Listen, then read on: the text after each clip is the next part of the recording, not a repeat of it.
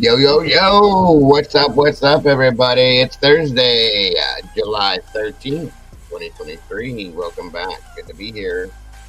University of Idaho today. New documents dropped, guys. We got an open panel, open discussion. It is your day. Once again, I told y'all twice a week.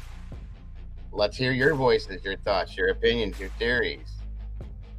Let's do this, folks. I can't wait to hear it. Thanks for joining us again. I hope you all had a great night. Let's get this show on the road.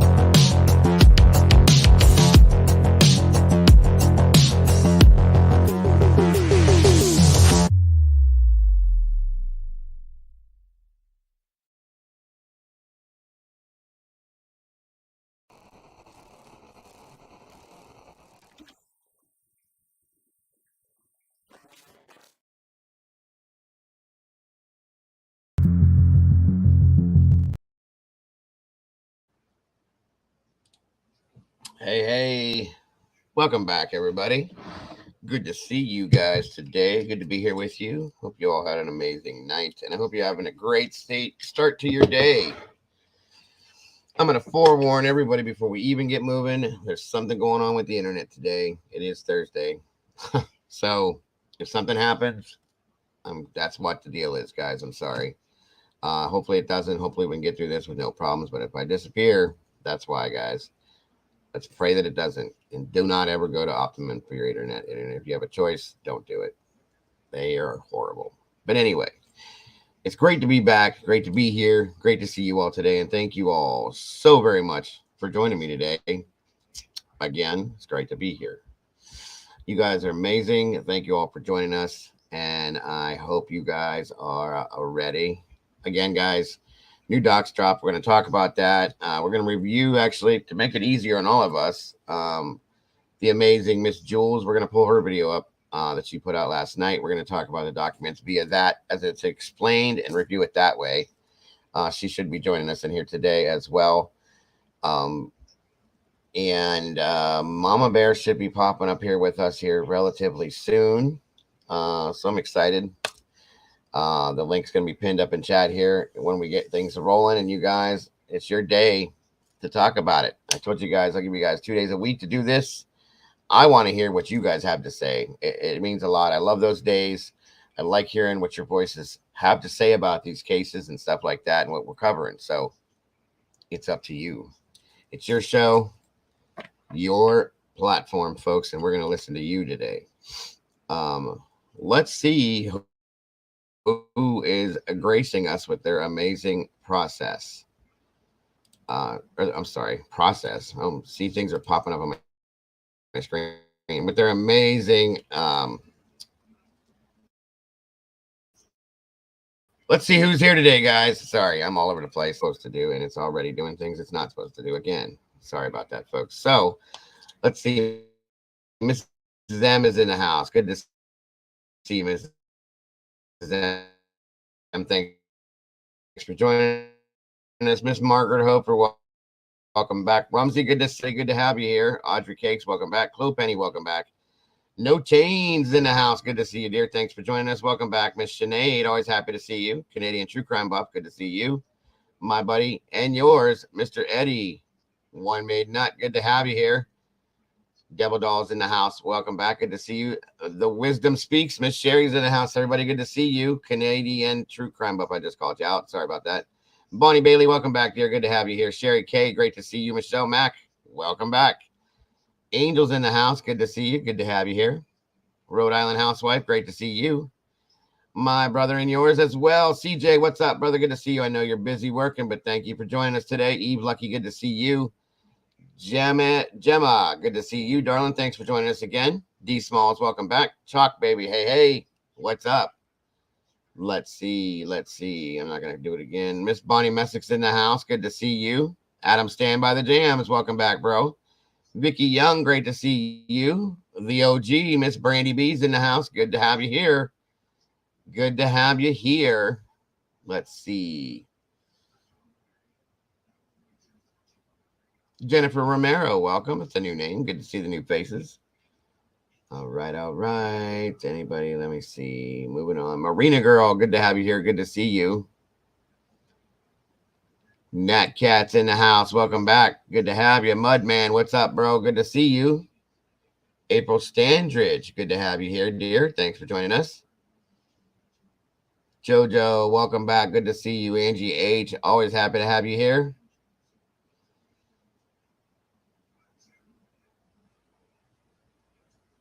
We're almost there. Let's see. Lisa and Cannoli. I love it. I love the name, and you're making me hungry. Love me some cannolis. That's a fact. Heavy Metal Rehab's in the house. Welcome back, dear. Good to see you. MK, good to have you here. Let's see. V. Louise Arthur, welcome. Good to have you.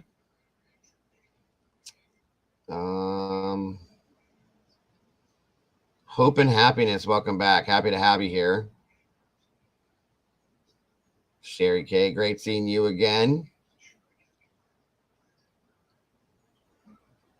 Peaches 81, great to see you. Thanks for joining us today. T, good to have you here. Thanks for being here. I think that's about it. Miss Heather M, good to see you, dear. Thanks for joining us. Hope you're doing well. Oh, yeah, today is a special day. We'll be talking about that here in a minute.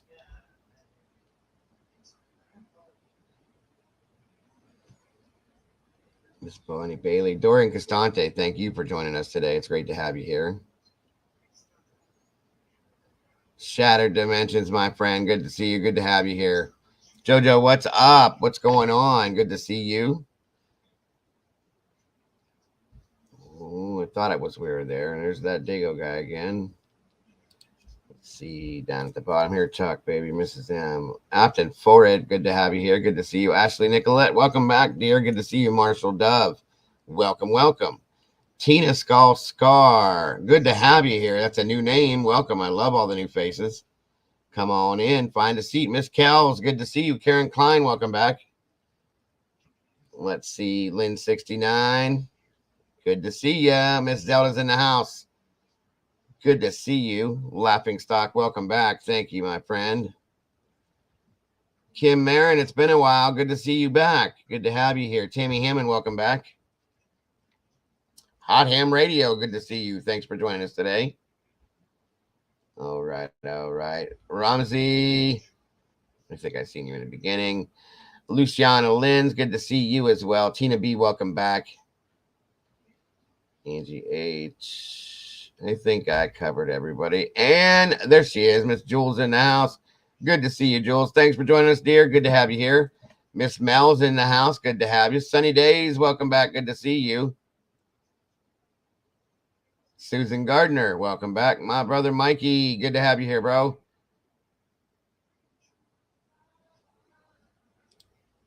Let's see.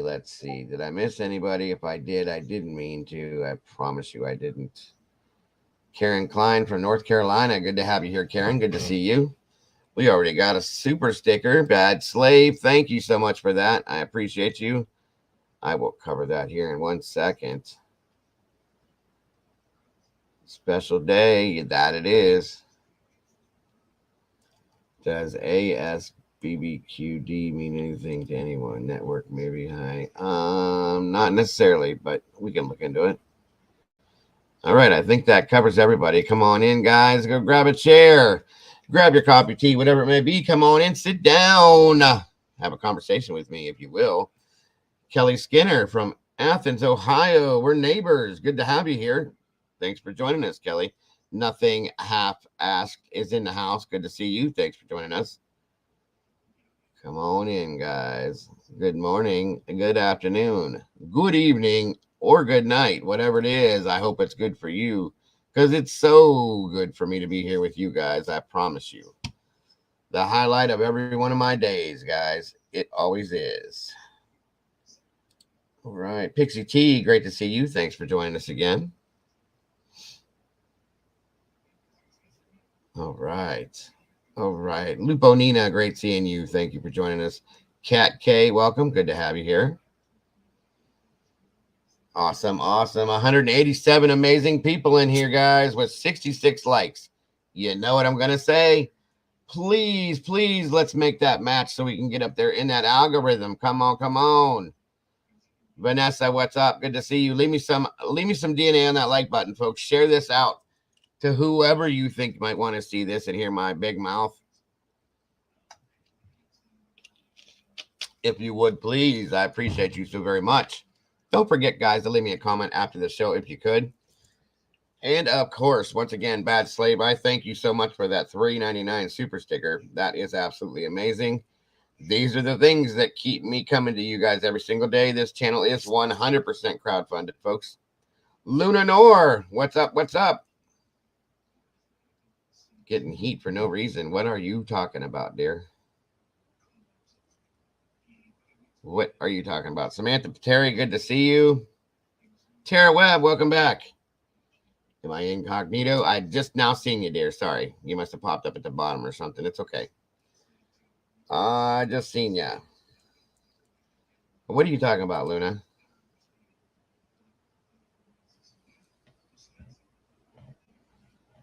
No, I got to see a little bit of it last night. Well, this morning, I should say. Early in the morning over on that TikTok over there. TikTok. Look at Peach's chat. Okay. Come on in. Nelly B, what's up? Come on in, everybody. Samantha Terry. Let me see. Peaches. Millions of peaches. Peaches for me. I'm looking. I don't see it yet. I'm working on it. Hold on. Kelly Skinner, good to see. Oh.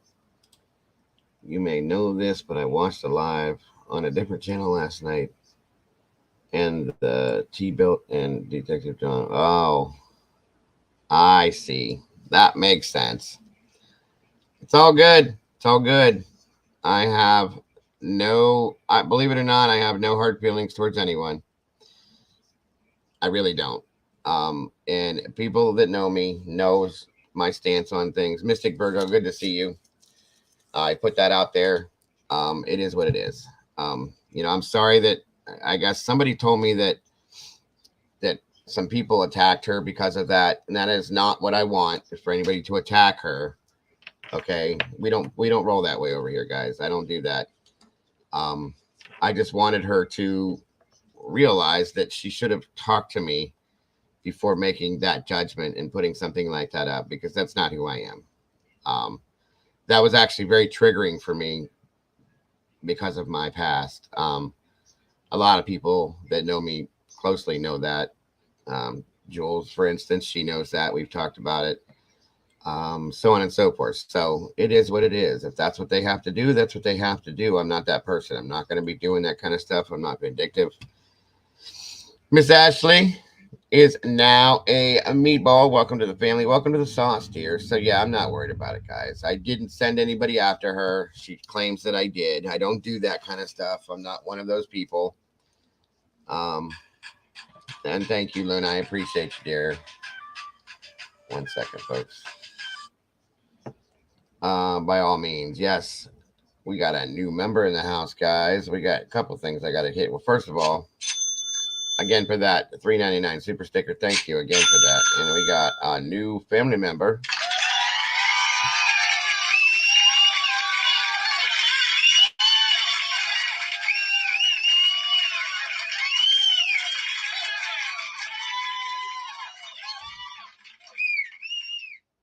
Yeah, I know, heavy metal. That actually has happened more than once, believe it or not. I found that out. I was kind of surprised, but interesting.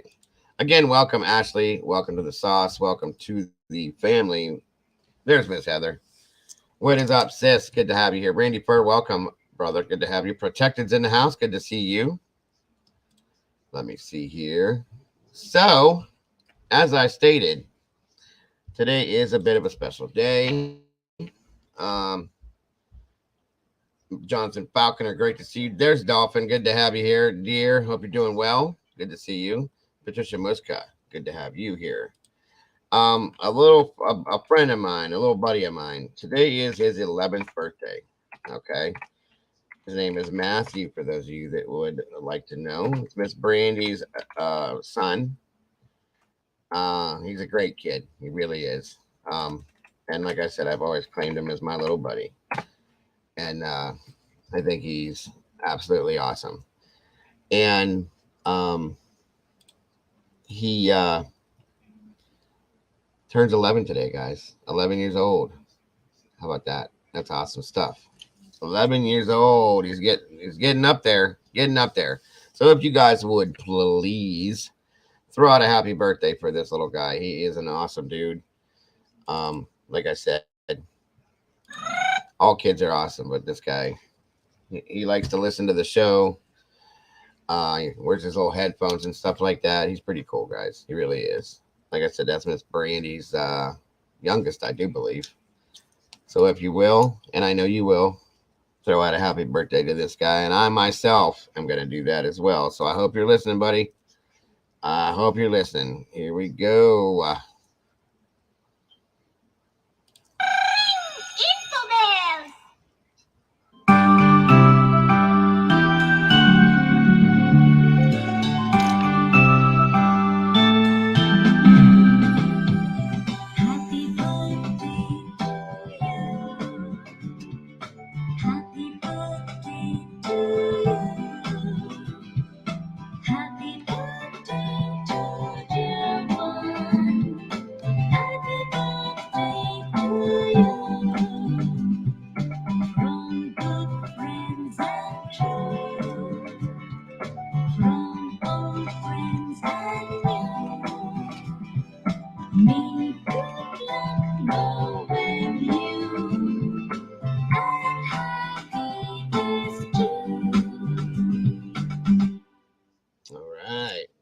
Happy birthday, buddy.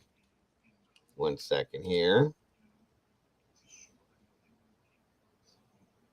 Let me give you a little more something here real quick, bud. 1 second. Got to give you a cake. You got to have a cake on your birthday. You know how that goes. All right, all right. Here we go, bud. Yeah, all right. What does this do here?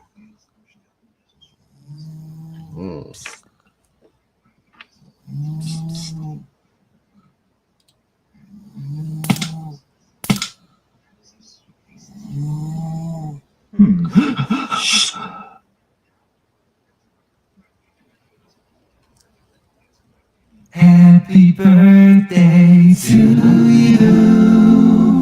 Happy birthday to you. Happy birthday to you.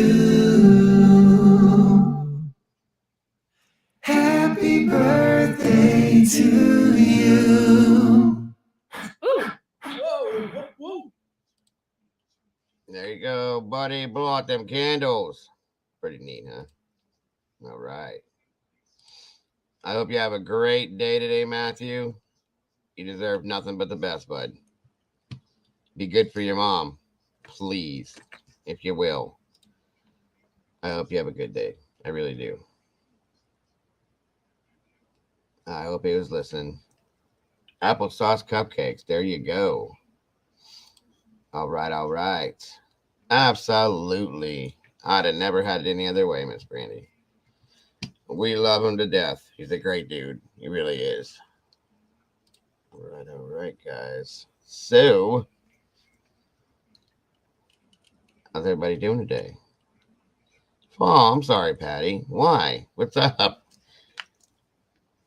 Oh, I do that with everybody. I told you guys I care about you guys. You guys are family to me. It is what it is. You know, this is just who I am. Applesauce cake. It sure does sound good. I've never heard of that. She asked me about that the other day. I've never heard of that before. I even asked my wife because she's a baker. She goes, yeah, I know what it is. She goes, you doesn't get a request for too many of them, but it sounds amazing. I bet you it's super moist, too. What's up, Crystal? Good to see you. Sue Blue Cat 7. Good to have you here.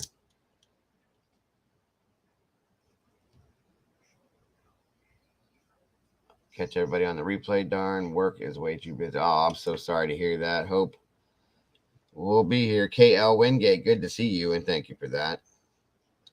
Good vibes, Stacy. It's great to see you. Thanks for joining us today. Carrie Petula, good to have you here. I feel bad now that you're crying, Patricia. I hope you're all right. That's not what I was trying to do. He is good, good. Did he get to hear it, Brandy? And see the little candle thing?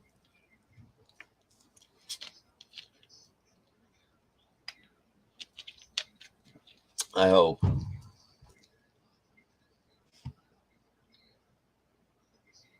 CJ. Yeah.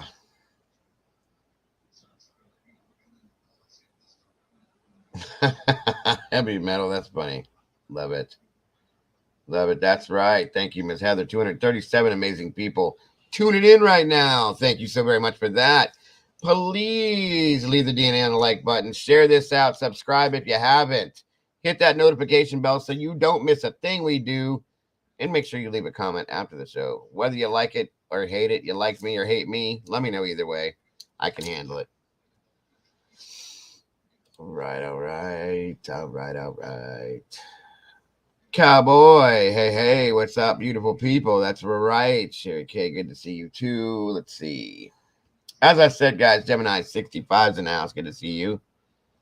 I see you, friends. Gaya Deguchi, good to have you here. Miss Prime, Paula's in the house. Good to have you here. Is that Bix Logic? It is. It is. Good to see you. All right. Let's see. So, like I said, today we're doing the whole, give me a second here. I'm wondering, is Mama Bear going to make it or not? What's going on? Let me see. 1 second. Chat's already cruising. Need to slow that down a little bit here in a minute. I will give it a second. We'll see what happens. I don't want to slow it too slow. Some of you guys get irritated with that. So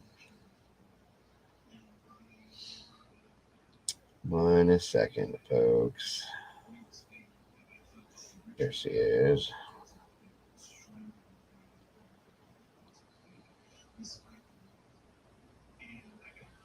All right.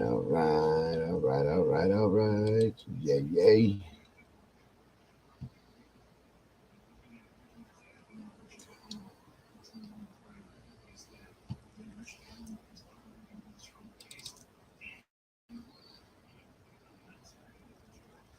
Mimi, good to see you, Mimi. Good to have you here. Jessica Santiago, welcome. Good to have you here. Groot, good to see you. Thanks for joining us. I love the name. All right.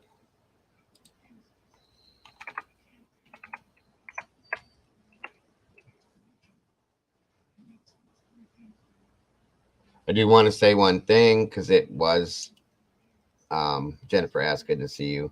It is and was taken down, the video that was put up. I don't know how or why.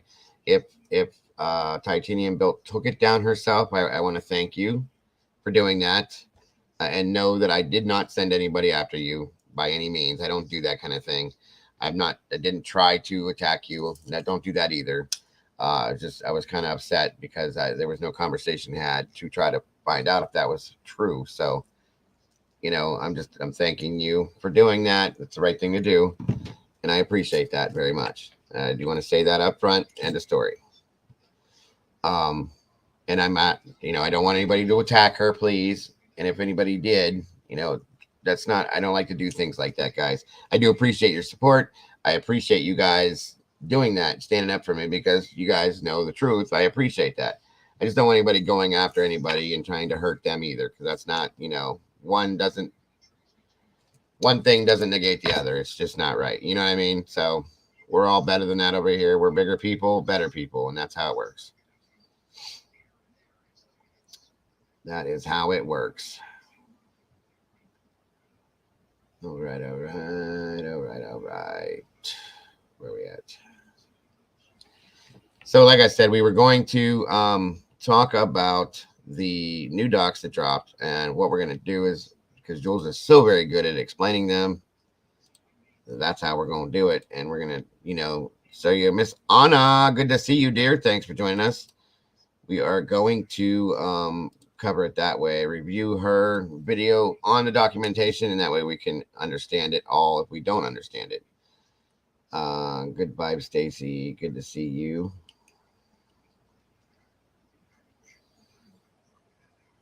Anna. Yes. Okay. And what did I just do? Oh, I need to pin this in the chat real quick. This is the link. Wait, there it is. And that way, once we get rolling with this, it is an open panel with the open discussion for you guys to come up here, speak your feelings, opinions, theories, thoughts about anything. Marguerite, good to see you. Thanks for joining us. Welcome back. And that's how we're going to do it. Stevie Irwin, what is up, my friend? Good to have you here. Good to see you. So moving over here, let's get rid of that and bring this up here. All right.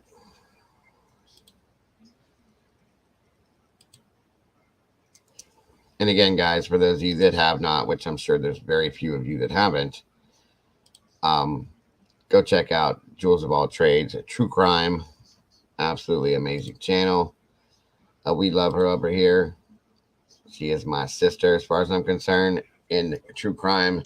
Good golly, Miss Molly, good to see you, dear. I hope you're doing better today than you were yesterday.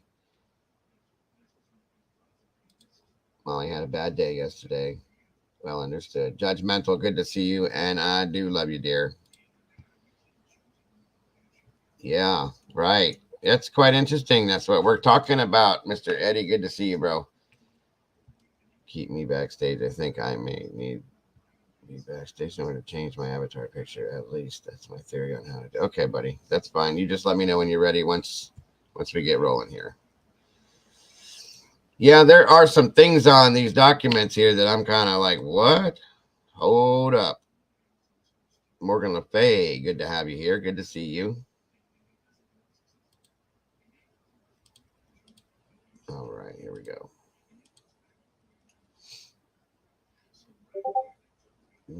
Yeah, okay. All right. Let's get to rolling. If anybody's got any questions here, we're gonna go through this. As we're going through it, I may stop here and there. Once we get through this, everybody's coming on up here and we're doing our thing. You're doing your thing, because that's how it works, guys. Today's your day.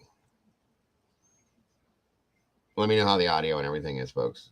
Charlie Kopacka Coburger the third. Okay. Good to have you here.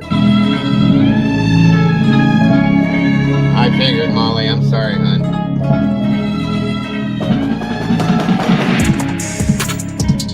Hey guys, this is Jules with True Crime Reactions. Unbeknownst to most of you, but not completely unbeknownst to one at least, I put a poll in my community tab earlier today asking for people with no context whatsoever to pick between 3 colors, and purple was the most popular.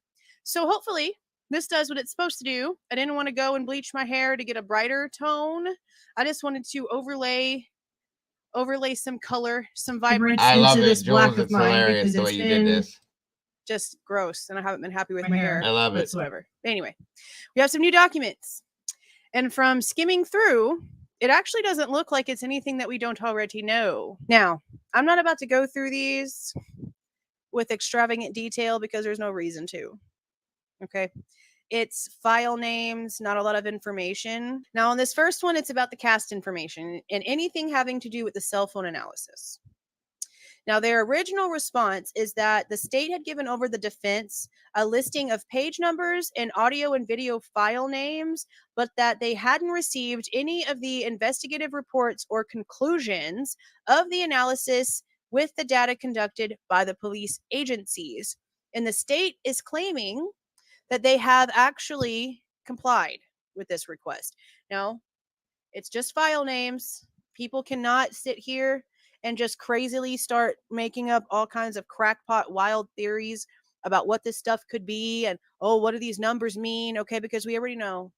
Okay, we already know how this has been working here recently.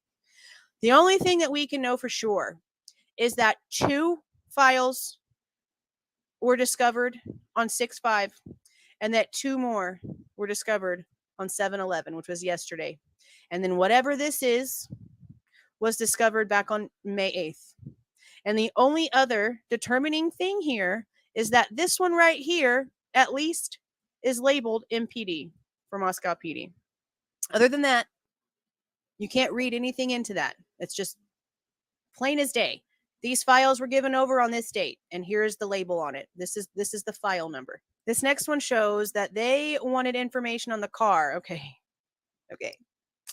I am going to be doing an update either later tonight or tomorrow about this Linda Lane crap. I listened this morning to the live that Sleuthy did last night where she showed the text messages between her and the person. And there is some shady shit going on. Okay. I don't believe Sleuthy has anything to do with it, honestly. I don't get those vibes from her. A lot of people don't, honestly. A lot of people don't get those vibes from her. She's actually pretty trustworthy. And I know for a fact that a lot of content creators get their information and insights from Sleuthy on Twitter, and then they bring it here on YouTube and act like it's theirs. It ain't. Sleuthy's a very bright and beautiful woman. And some of these train conductors really need to do their own research on things. Anyway, I don't think Sleuthy has done anything shady in this situation. I feel like somebody tried to see and test if she would do something shady with the footage. But we're gonna go over that later. And I'm only mentioning it because now we're getting to the information that the defense wants about the car. They want to know exactly what it was that flipped the switch on the year change that was given out for the vehicle that was being looked for, and which they should, because it's an important detail. They received page numbers and file names, nothing important. But now we have, you see how it says ABC? Thank you, buddy. Exhibit A, B, and C is what this is talking about. These files are related to these exhibits. So this one from back in April goes with Exhibit A. This one that was done on June 5th goes with Exhibit B. And this one that was discovered on the 26th goes with Exhibit number C. Did I just say number C? I sure did. Oh, well. Now this next one just shows that they are attempting to get this information. And I don't understand what the hell this is even about. I'm going to have to go back in and actually look and see, because it doesn't show. You see how this has what they're actually asking for?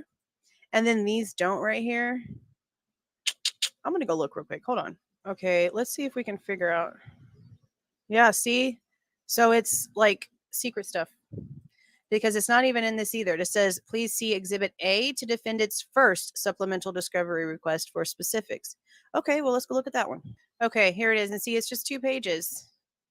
So it's secret stuff.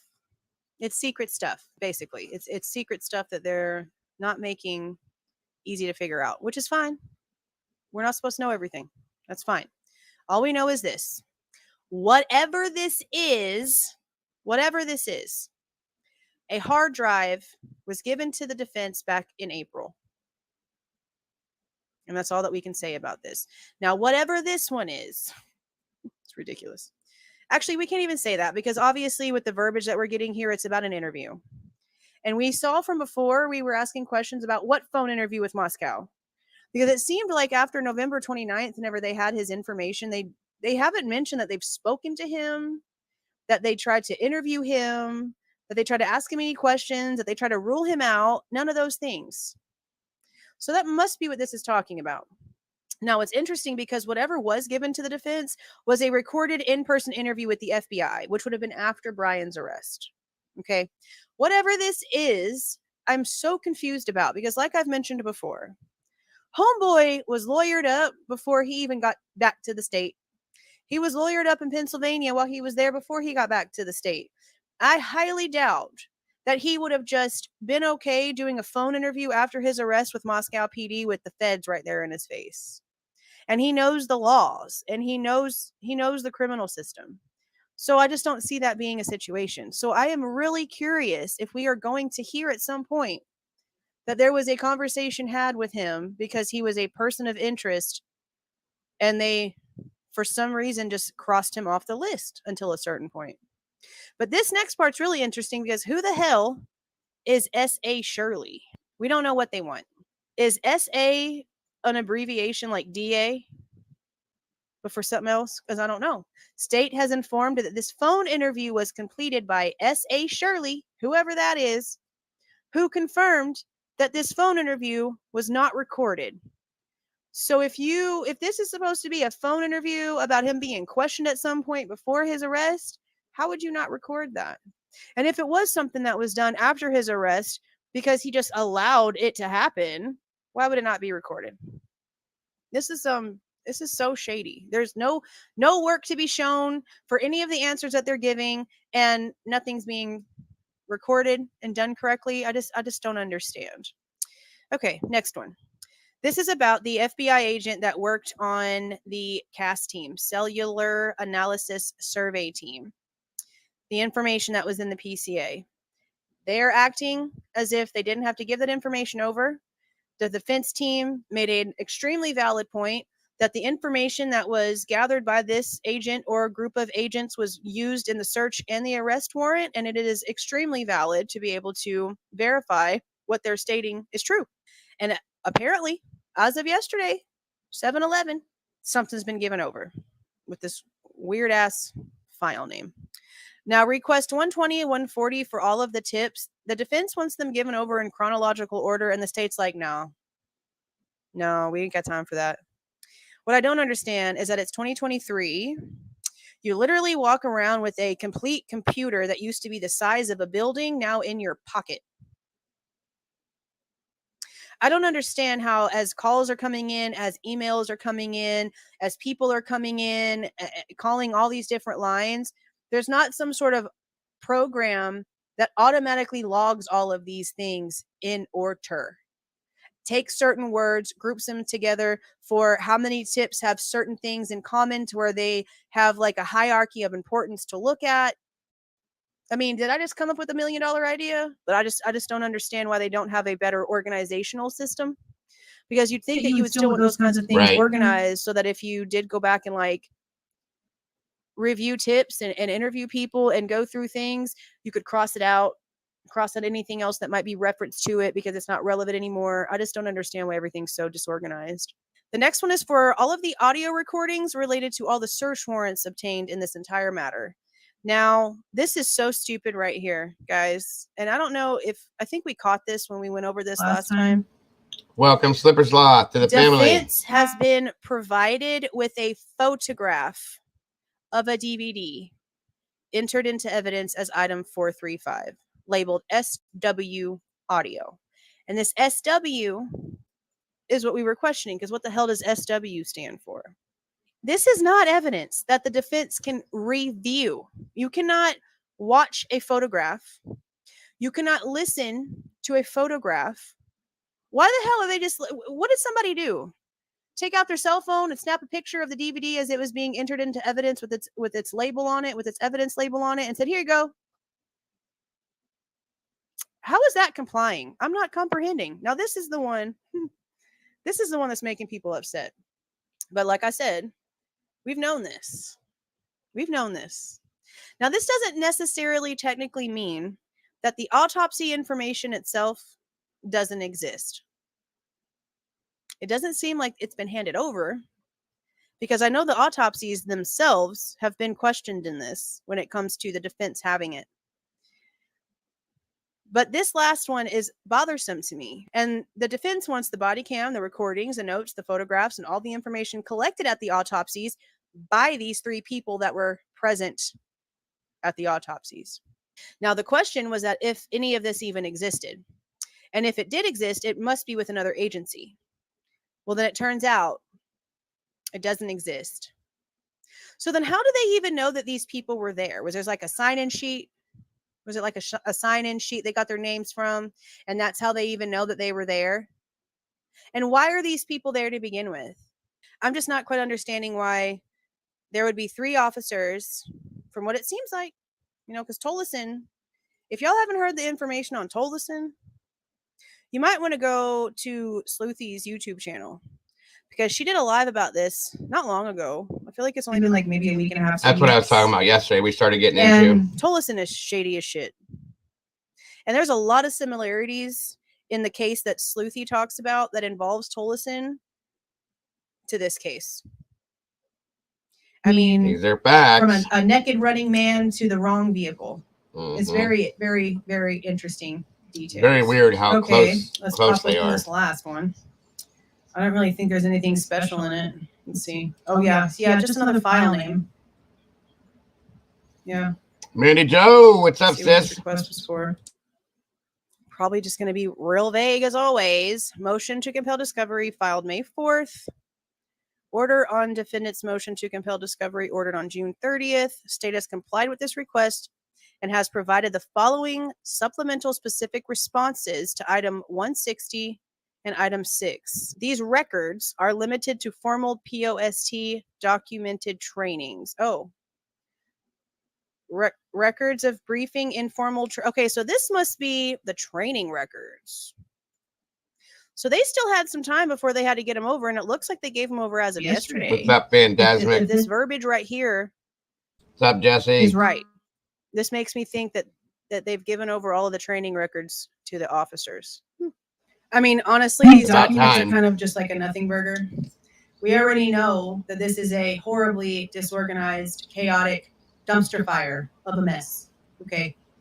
Now, I am glad that they've given them over their training records, and it seems like they are handing them over things, but we're going to literally still have to wait until the defense gives a response on it, because if it's not specifically what the defense has been asking for, they're going to say, no, this isn't good enough. Right. Where's your work? And this is a death penalty case, okay? So the fact that there's things that don't exist and interviews that weren't recorded and work that's not being shown, how is this even a legal process? I'm so confused about how this works. This is not how it's supposed to work. This is not what I was taught. This is not what was like ingrained in me about the way the justice system was supposed to work. This disorganization is just gross. But that's it. See ya. Thank you as always, Miss Jules. We appreciate you so very much. Sorry about the echo, guys. And there it is, guys. Interesting stuff, isn't it? Especially the whole autopsy thing, in my opinion. Yeah, quite interesting to say the least. So, and there it is. The cut and dry of it. That's why I like doing it like that, because it's boom, boom, boom. We don't have to worry about reading through everything because there's nothing interesting in them. I looked at them this morning. I figured, let's just do this. I know she does look very young, doesn't she? Very young. Must be that Texas heat. All I can think of. What's up, Matt? Matt, good to see you, bro. So, guys, and that's a good point, Kim. That very well could be what the SA stands for, Special Agent. Great point. Thank you. Kim says they likely interviewed the family by phone. They interviewed most people by cell phone. Good point. All right, listen. I don't have a problem with you being in here, Charlie Kopacka Koberger, but this is a serious case, okay? And joking around to an extent is okay, but when just please don't be disrespectful to the families or anything like that based on the name that you're running with. That's all I'm saying. That's all I'm asking. Respect yourself, respect each other, and respect the families and the victims. That's all I care about, guys. But they have an interview from the feds that they want a phone interview from MPD, so I don't think it's special agent. It would have to be related to me. I got you. Okay. Trying to think. That's what I was trying to think of what it could be. If it's related to Moscow, it's got to be some sort of a specialist, in my opinion. I don't know. Quite interesting. All right, folks. The link is in the chat, and it is that time. Let's do this, guys. Come on down. You're the next contestant on Dago Got a Big Mouth. Let's do this. Come on, come on. Some people were commenting state's attorney. Ah, there you go. That's a good one. Angela says that Bob Mata said that on Twitter, SA is a Fed. Okay. Don't call me Shirley. Baron von Richter. Okay. Good to have you here. K13 Rand, good to see you. Yeah. Yeah, it does stand for those two, but I don't think that fits for this. That's a good point, though. State's attorney, Fed, could be something like that. Chat, the link is pinned out at the top of the chat. Come on down, guys. Let's hear what you got to say. What's up, Cricket? Good to see you. Natalie B's in the house. Good to have you. Sky R31, welcome back. Good to have you here. Come on down. Come on down. Miss Jules, of course, you can jump on up here. I know everybody wants you to. Whenever you're ready. Let's see here. Stevie Irwin. Yeah. We're going to make it try to miss anybody else. If I didn't see your name by chance, guys, I'm so sorry. I try. Angel, let's see. All right. Give everybody a minute here. Okay. She'll be up in a minute. Or in a few, guys.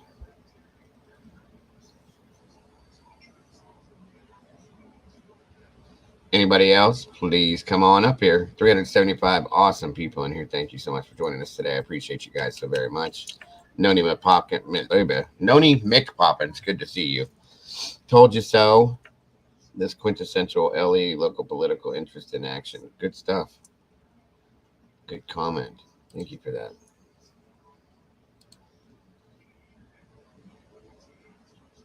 You're kidding me. Sandra Blackby, good to see you. If anybody, I know Eddie's coming up here. Come on now. Somebody, I can't believe you guys don't want to jump up here. What's up? I got you, Anna, and I will have you do it because I love listening to you read. I love that accent, and you're very clear with reading it. So you got the job. You got the job, dear. I am doing wonderful, Noni. Thank you, and thank you all for your support the other day. It was a bad night for me. It was bad, and you guys fixed it. You did. You guys made it what it needed to be, and I thank you all for that so very much. What is up, my friend? I knew you were coming. I changed it for everybody. It looks great. It looks great. What was it? What was the other one? I don't even remember. It was me on my motorcycle. Oh, that is right. Okay. Well, that looks cool too. I like that. I can understand everybody's confusion. So I just couldn't ever figure out how to get it changed. But oh, the little thing on the side. Yeah, you have to have one there too. Right. Yeah. No worries. What's up, Lady Speedwell? And Mr. Eddie, how are you today, sir? Doing good. Thanks for asking. How are you? I am absolutely wonderful. Absolutely. And thank you for asking. Have you watched any of Truth and Transparency's Brent Kopacka latest 2 videos? One of them I did, and then I watched what she did last night with the logs for the transcription for the audio from the new videos that were put out. I didn't catch that one. Was it good? Okay. It's pretty interesting so far. It was the beginning of it. There's a lot to it. Like there's a ton. Everything is broken down by sound and what it is, and it's transcribed and everything. It's pretty awesome. What's up, T? I love you as well. Spreadsheet. Yes, thank you, Anna. It's pretty cool. But I didn't get to see. Go ahead. Oh, did you see the one where she shows how the vehicle drives without being caught on any of the Yes. like state or city cameras? But Yep. That's amazing. It is, isn't it? It's quite Yeah. interesting to me. Quite interesting. I wondered about that too. Like, that's quite amazing. How did you do that one? So yeah, it's great. But I wanted to talk a little bit about Brent Kopacka. You can do that. This is your floor, your platform, your turn, my friend. Do your thing. Not so much about him per se, but about like the actions of the SWAT team. Yes. Okay. Okay, So so be it. in my mind, we have Brett. Let's see, I'll find it. Boyd, I believe. Go, take your time. No hurry. Kyla, Delilah. I got a couple people to welcome anyway. Welcome back, Kyla, Delilah. Good to see you. Miss Mel, good to have you here. 7.34. Okay, thank you for that. Let's see. Somebody else. Kelly Miller, good to see you. Thanks for jumping in today. Stacy Cruz, welcome. I'm good. Thank you for asking. Hello. Wait, what do we have here? Oh, no worries, Stacy. No worries at all. No worries at all. Let me see here.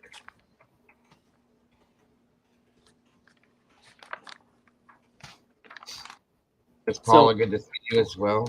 Go ahead, buddy. Sorry. Oh, I'm sorry. No, you're fine. I believe it was Brett Boyd, And Officer so Brett Boyd. just about 2 hours. Okay. Now, his credentials are pretty stout. He is pretty handy with a firearm. Mm-hmm. Yeah. A lot of experience and training. So this is around 3 a.m. Excuse me, 3 a.m. that this SWAT action happened, right? Yes. Okay. So there, where she's standing, that's kind of where that Right now. photograph of that rifle was, up high. Right. By right. that, like it's like a guardrail. So, and then there's little like evidence markers, these yellow markers on the ground. I believe they would be like signifying where maybe the brass casing landed. Yeah. But I believe there was Typically, like that's what I 22 or 23 shots fired. Right. Okay. So have you don't have to answer if you own any weapons, but have you got any firearms training at all? Have you ever fired like a rifle? Yes, sir. Okay, me too. I can handle anything. I'll just put it that way. Yeah, me too. So I have quite a few. all right. So I would believe that they would have the budget to have like the latest and greatest optics. So they're at night at 3 a.m. and it's dark. Yes. And we understand that Brett Boyd was put on administrative leave, as they always, as officers always do after a fatal shooting, right? After a firearms discharge, anyway. That's right. Every time. So there was one person that fired the fatal shot. Just one. Correct. So in my mind, I'm trying to understand what this picture looks like. So you have a SWAT team that signifies many armed men. Yes. Right. Yes. Okay. So 22 shots. That's like a magazine dump of just one guy. Just one guy. It is. Yeah. Yeah. That was kind of interesting to me. That I'm glad you're talking about that This aspect. is so interesting because what were the Right, other? right. Their hands were in their pockets, right? Everyone That's right. else. That's right. It Yeah. kind of gives me that grassy knoll feeling, if you know where I'm going with that one. Yeah. Kind of interesting. They don't.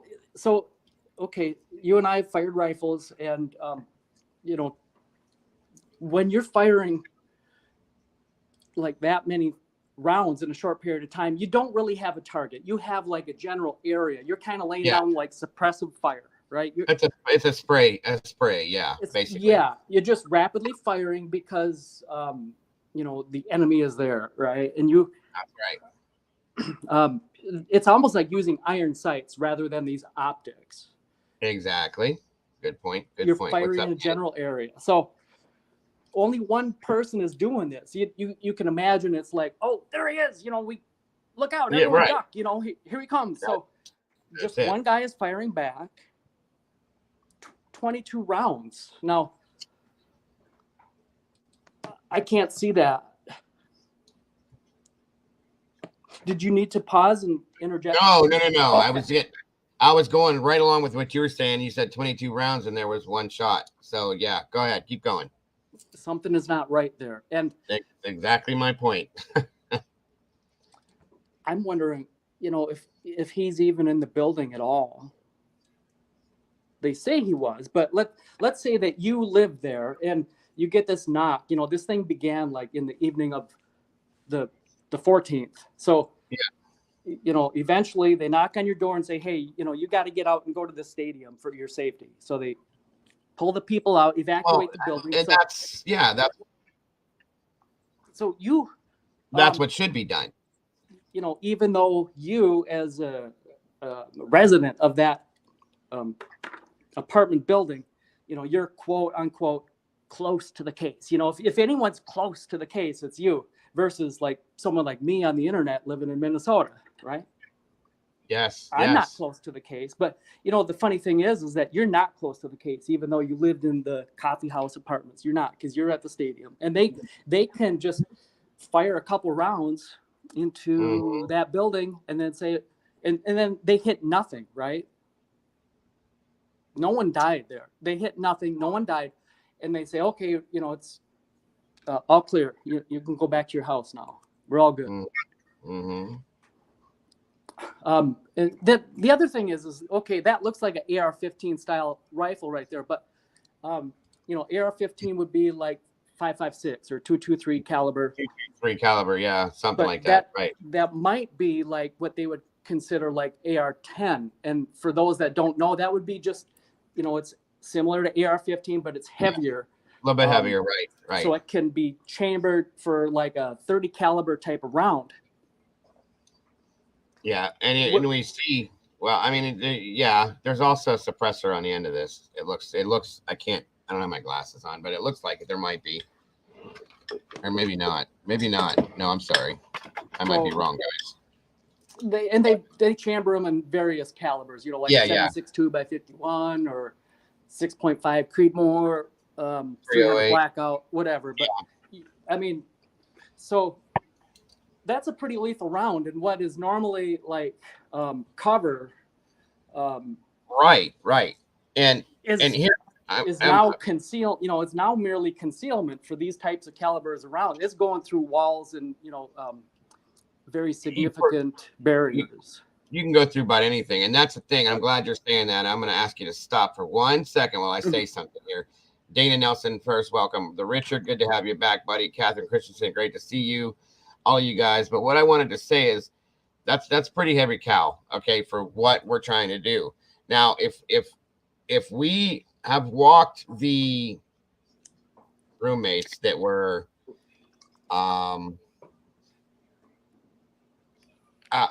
in harm's way per se, the whole reason for the call, they're out of this apartment, they're safe now, right? Let's go with that at this point. So why would you use something as powerful as this and make a kill shot when you can maim somebody if you have to shoot that person and storm the apartment and take that person down, or gas that person and take that? I mean, there's so many multiple other things that could have been done, but we're looking right here at this. Okay. That was completely overkill in my opinion. Now go ahead. I'm sorry, Eddie. It just seems like another inconsistency with this whole picture. Yes. Now, of course, there could be 6 other weapons with photos just like this one, where maybe others did fire their weapon and we can only see the one picture. So it kind of suggests to our mind that it's just this one. But if 6 other officers were firing, how many wounds were in Brent Kopacka's body? Right. How does only one officer get put on administrative leave? Right. And here's the thing. We all listened to, because I played it in here, I believe I did with you guys. We listened to the scanner traffic as they're yelling back and forth about rubber bullets. Okay. Back and forth. This is what the talk was. The chat was about this. Okay. Through the scanner. Rubber bullets don't kill, guys. Okay. This is a Purple Heart recipient, decorated military officer that served our country. There are so many other things you could do besides this. They even talked about it. So why did we resort to this? Is what is such a problem for me. Once again, sorry to interrupt. Go ahead. Last observation is, so I can just safely say that Brent Kopacka is he's very aware of the battlefield and his surroundings. Yes. Situational awareness. He's not going to have like the light on in this apartment and then go up to the window and silhouette himself. He knows that the SWAT team is out there, right? He knows what he's doing. That's right. Yeah. So I don't know what they're firing at. That's a good point, sir. What were they shooting at? Well, anyway, I can't really add more to that other than I called nonsense on the whole SWAT. Yeah. Yes. Coffee house apartments. Thank you. I do agree with that. I don't talk much on it, but I absolutely agree with you. I have been giving more thought to these 2 Indiana stops. So right. Okay. I think that they were, they were designed, of course, because. So the story goes is they are not on Brian Kohlberger on the 15th of December. So right. They have to follow this breadcrumb trail. And right. I think that someone in Indiana, and you wouldn't broadcast hey, everybody in all these states, be watching out for a car, and if you see it, pull it over to look at his hands. It's not like that, because this cars these days it's not a needle in a haystack. If they want to find your car, they're going to do it. It'll take just moments. You're not hiding anywhere. So it right. feels like they reached out to a very small law enforcement agency in Indiana.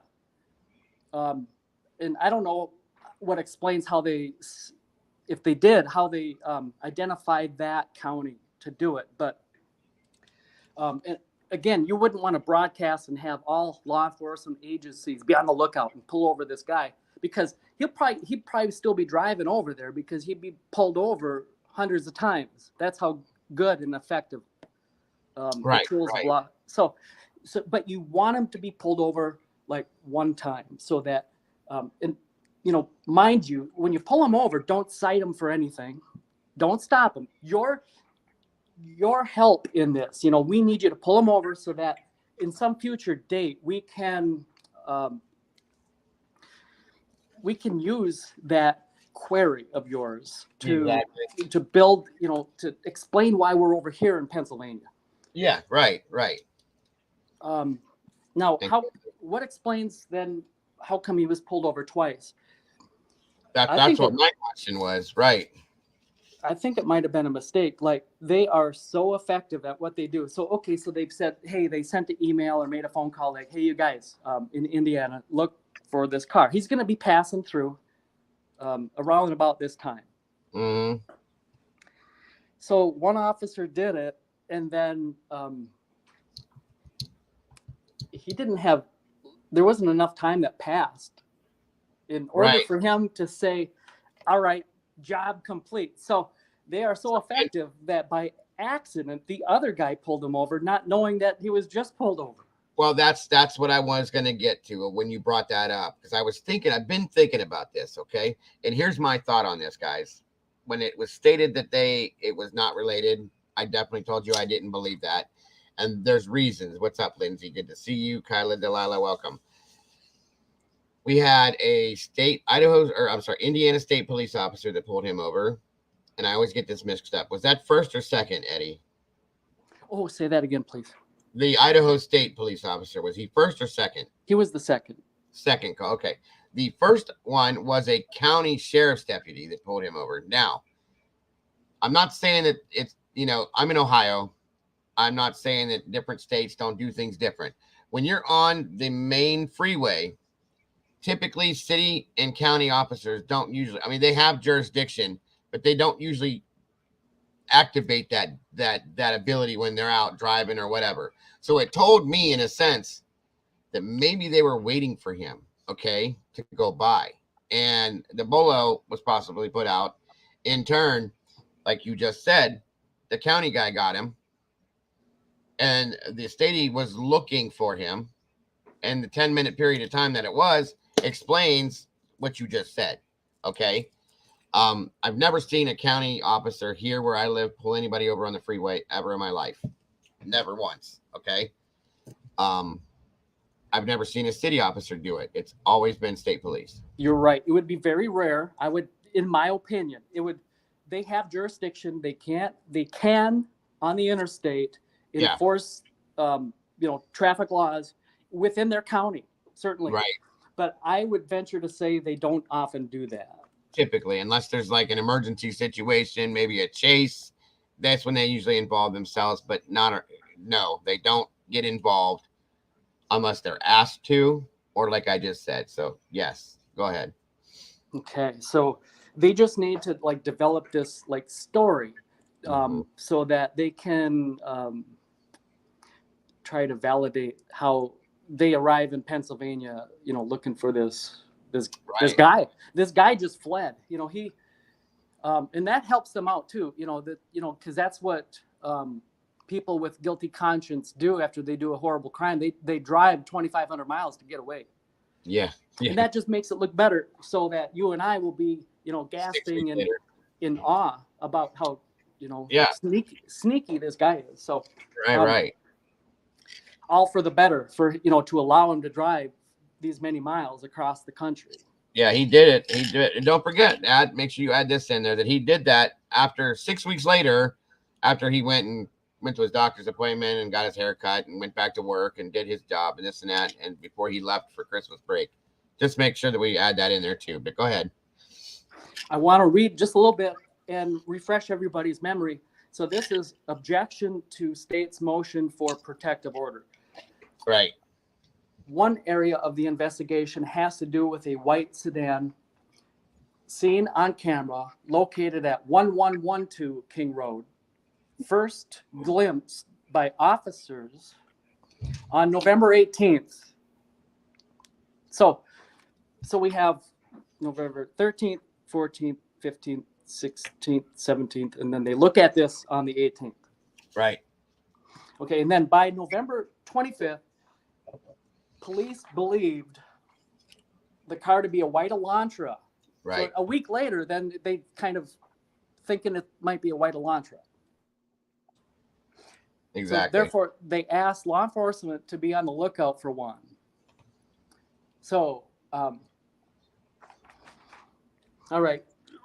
So, okay, you're an investigator. You come across this crime scene, and in the morning of the 13th, or around noon on the 13th, you see a sheath, mm-hmm. and you talk to a witness, and the witness says a guy with bushy eyebrows and dark clothing. So, okay, so you know a little bit about this case, and then you send the sheath to have it tested, and I guess, and correct me if I'm wrong, but in the Idaho State Lab, it really turns out nothing. Right. Which is a great lab, by the way, supposedly. Yeah. Okay. Yeah. Let's add that in there. That lab is very, very well known, and they do great stuff. So anyway, go ahead. So, and we don't even put out like a composite sketch, although we have a witness that can kind of, put together a general face. Yeah. Kind of like Sherry Papini, the poor gal, she disappeared for a month and then she reappeared. Yeah. Because these two horrible, Hispanic ladies that always spoke in their native tongue, so she couldn't understand what they said. And she couldn't see their faces because they were wearing a mask. So, but, all right. So on the 18th, we see a car on this video. We don't have any DNA. We have a general description of person, but we don't know who it is. And then he drives across the country. And at this point, when he's driving, we're looking for a 2011 through 2013. Yep. So that would explain why you didn't, that's their alibi, if you will, for why they didn't even interview him. Right. And yes, he was, Rumsey. Go ahead. You can't interview this guy because, he would sit there and say, no, I'm not the guy. I mean, what are you even talking about? And we can't have that on camera. So we can't interview him. We got to let him flee, if you will, across the country. Yeah, basically, because there was nothing to hold him on. Right. Yep. So just reading from this PCA again about the investigation believes that Kohlberger is still driving the 2015 white Elantra because his vehicle was captured on December 13th by a license plate reader in Loma, Colorado. Mm-hmm. Information provided by a query to a database. Right. So it doesn't show who queried the database, but it's just information provided by a query to a database. So they're not showing their work still. Who queried it, right? Right. Kohlberger's Elantra was then queried on December 15th by law enforcement in Hancock County in Indiana, period. Yep. The other day, I think I overlooked that period and ran on to the next sentence, which that's fine. Punctuation matters because it changed it changed the meaning. Okay, so the law enforcement in Hancock County queried it, period. Next sentence. On December 16th, 2022, at approximately 2:36 p.m., surveillance video showed Kohlberger's Elantra in Albrightsville, Pennsylvania. Right. The sole occupant of the vehicle was a white male whose description was consistent with Kohlberger. Kohlberger has family in Albrightsville, Pennsylvania, learned through a TLO search and locate tool database query. So this whole paragraph, they're trying to justify how they come across him in Pennsylvania, even though you and I think would all agree that they had him, Yeah. Well, Lana says by the 16th of November. Mm-hmm. Now that could mean any date before that too. I think that would include, the 15th and all that. I think they had him the 12th of November. Yeah, I agree. But that's just me speculating. I mean, if you ever have to bet, for me or Lana, I always go with Lana. Oh, of course. Of course. No, I understand. I get it. Put your money on Lana. But so that's really what I got. I don't think that this is going to go to trial. I don't think that this case will ever be solved. Well, I've thought about that. I've talked to a lot of people about that. I think it could be if certain agencies, and forgive me for saying this, would get their head out of their ass. Okay. That's my opinion on that. But I feel I'm kind of on the fence about it going to trial. I think it could, but I very much doubt that it will. I agree with you on that.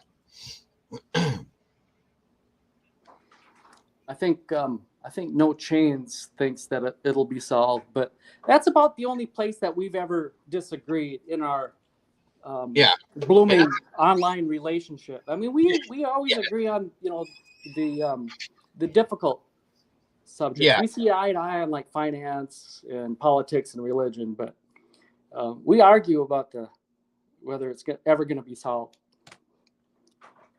Exactly.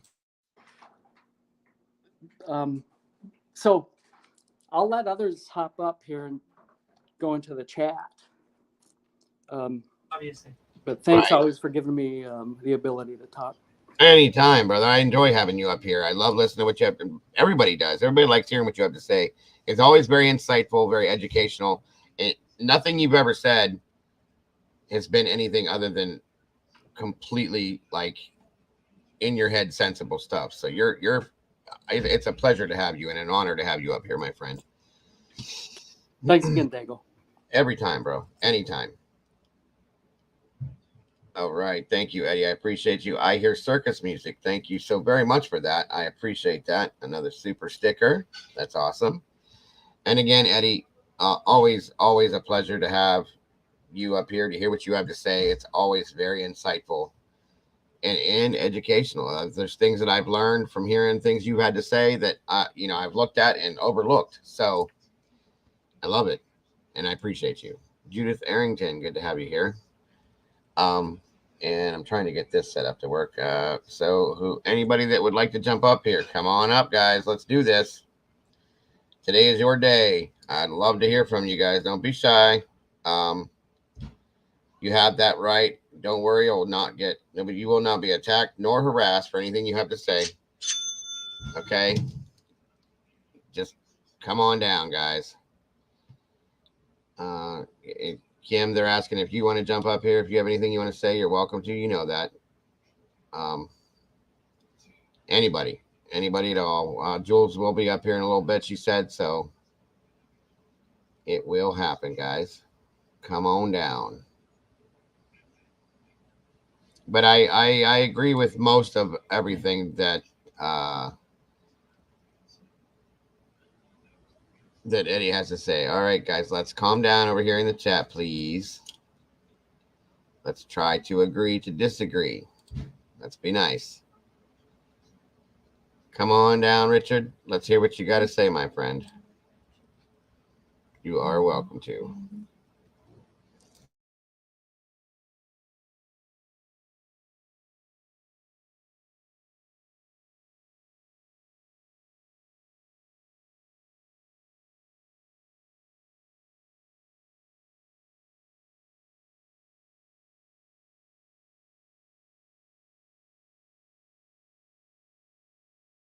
Yeah, everybody's welcome. Annie, no change. Anybody that wants to come up here, it's your time, guys. This is what this is all about. Like I said, I was doing it once a week, but you guys seemed like you wanted your stuff to put out there. So come on down, guys.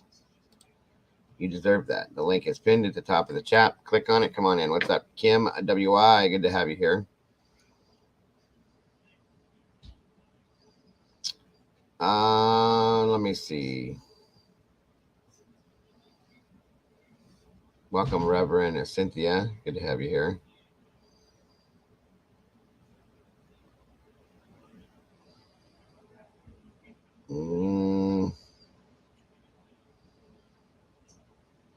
One second here.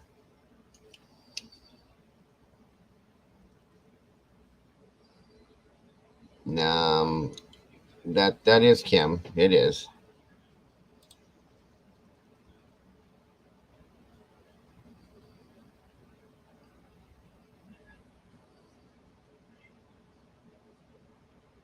Welcome, American Princess. Good to have you here. All right. The link's pinned in the chat. Go. All you got to do is click on that. It'll bring, okay. Sinead. All right. All right. Now, remember, guys, as we're doing this, we got to keep it like 5 minutes or so and then jump back down so somebody else has a chance. All right. Annie. Sinead. There we go. Remember, guys, as we're doing this, we got to keep it like 5 minutes or so and then jump back down. Sinead, or whoever that is, you're going to have to turn your background down. Okay. Thank you. You melted it. All right. All right, you're both muted. Okay. What can I do for you? Annie, Sinead, welcome, both of you. Good to have you up here. I guess Hey, Annie, can you hear me? I hear you fine. Welcome. Good to have you back. Oh, hi. How are you? I am just great. Richard, give me just a few minutes here. I got these two up here. I am wonderful, Annie. How are you today? I'm great. Listen, I would really actually love for No Chains to come up. I would love to be able to have a respectful conversation with her. Okay. That's. Are you interested in I'm that? I'm hoping she'll join. I think that she takes what I say incorrectly. Maybe she just doesn't understand my humor. Okay. Yeah, Chains, you're welcome. She knows she's welcome to come up here if you guys want to have, a conversation. That's fine. What were you guys? Listen, I made it a little late. So, what were you guys discussing with the whole Brent situation there?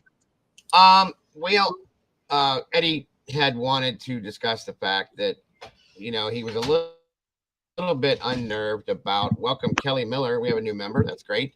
I want to discuss the situation about the shots that were taken. Okay, and how many rounds were found on the ground, 20 or so, the type of weapon that was used, and the overkill to the situation, in my opinion. I agreed with him on that too.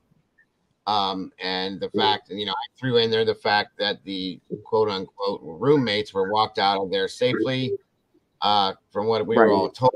And also, hearing the scanner traffic on it, that they kept talking about rubber this and rubber that, meaning, shells and bullets and whatever, and that still wasn't used. So that's kind of when I watched it, Dago, there was a robot as well, and it made its way to whatever. I didn't actually know what was going on.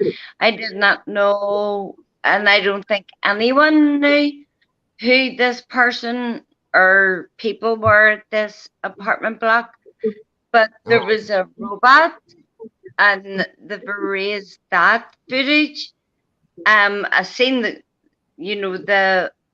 whatever. I don't know what to say on YouTube. So, is it okay to say the name of the device used? Yeah, that's fine.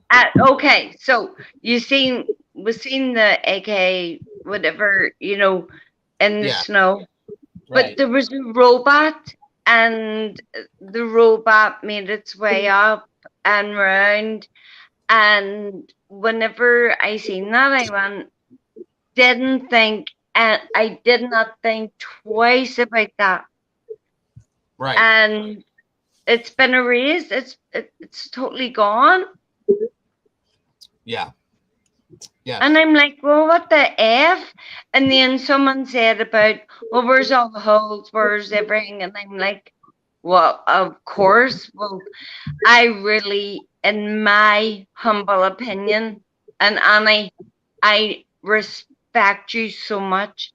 You've done, Jesus, you should be working for, well, I don't think you would actually work for them because you're a very independent woman. I think you could start your own investigation company. Are you talking to Annie? Yeah. Oh, of course. Yes, I agree. She's bloody amazing.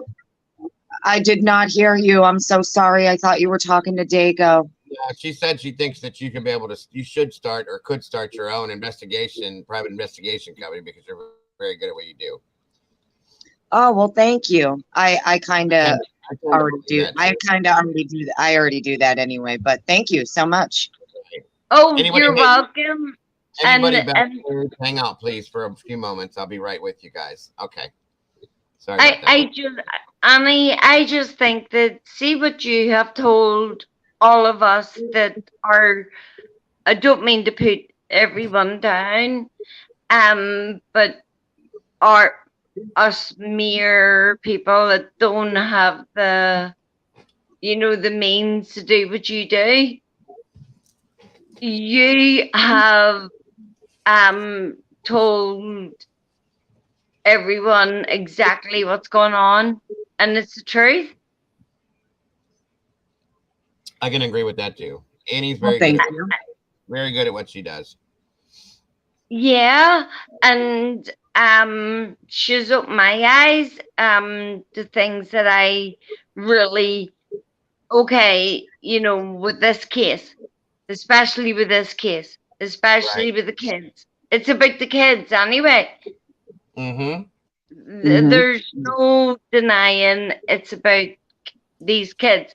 And you remember, Diego, when I was on your show, and I actually really had myself convinced that these kids Yes. haven't passed away, and this is just, you know, they've done something to help something, and maybe they're not passed away, and it was just my mind that I do I remember. could not comprehend that, you know, someone could go in and do this to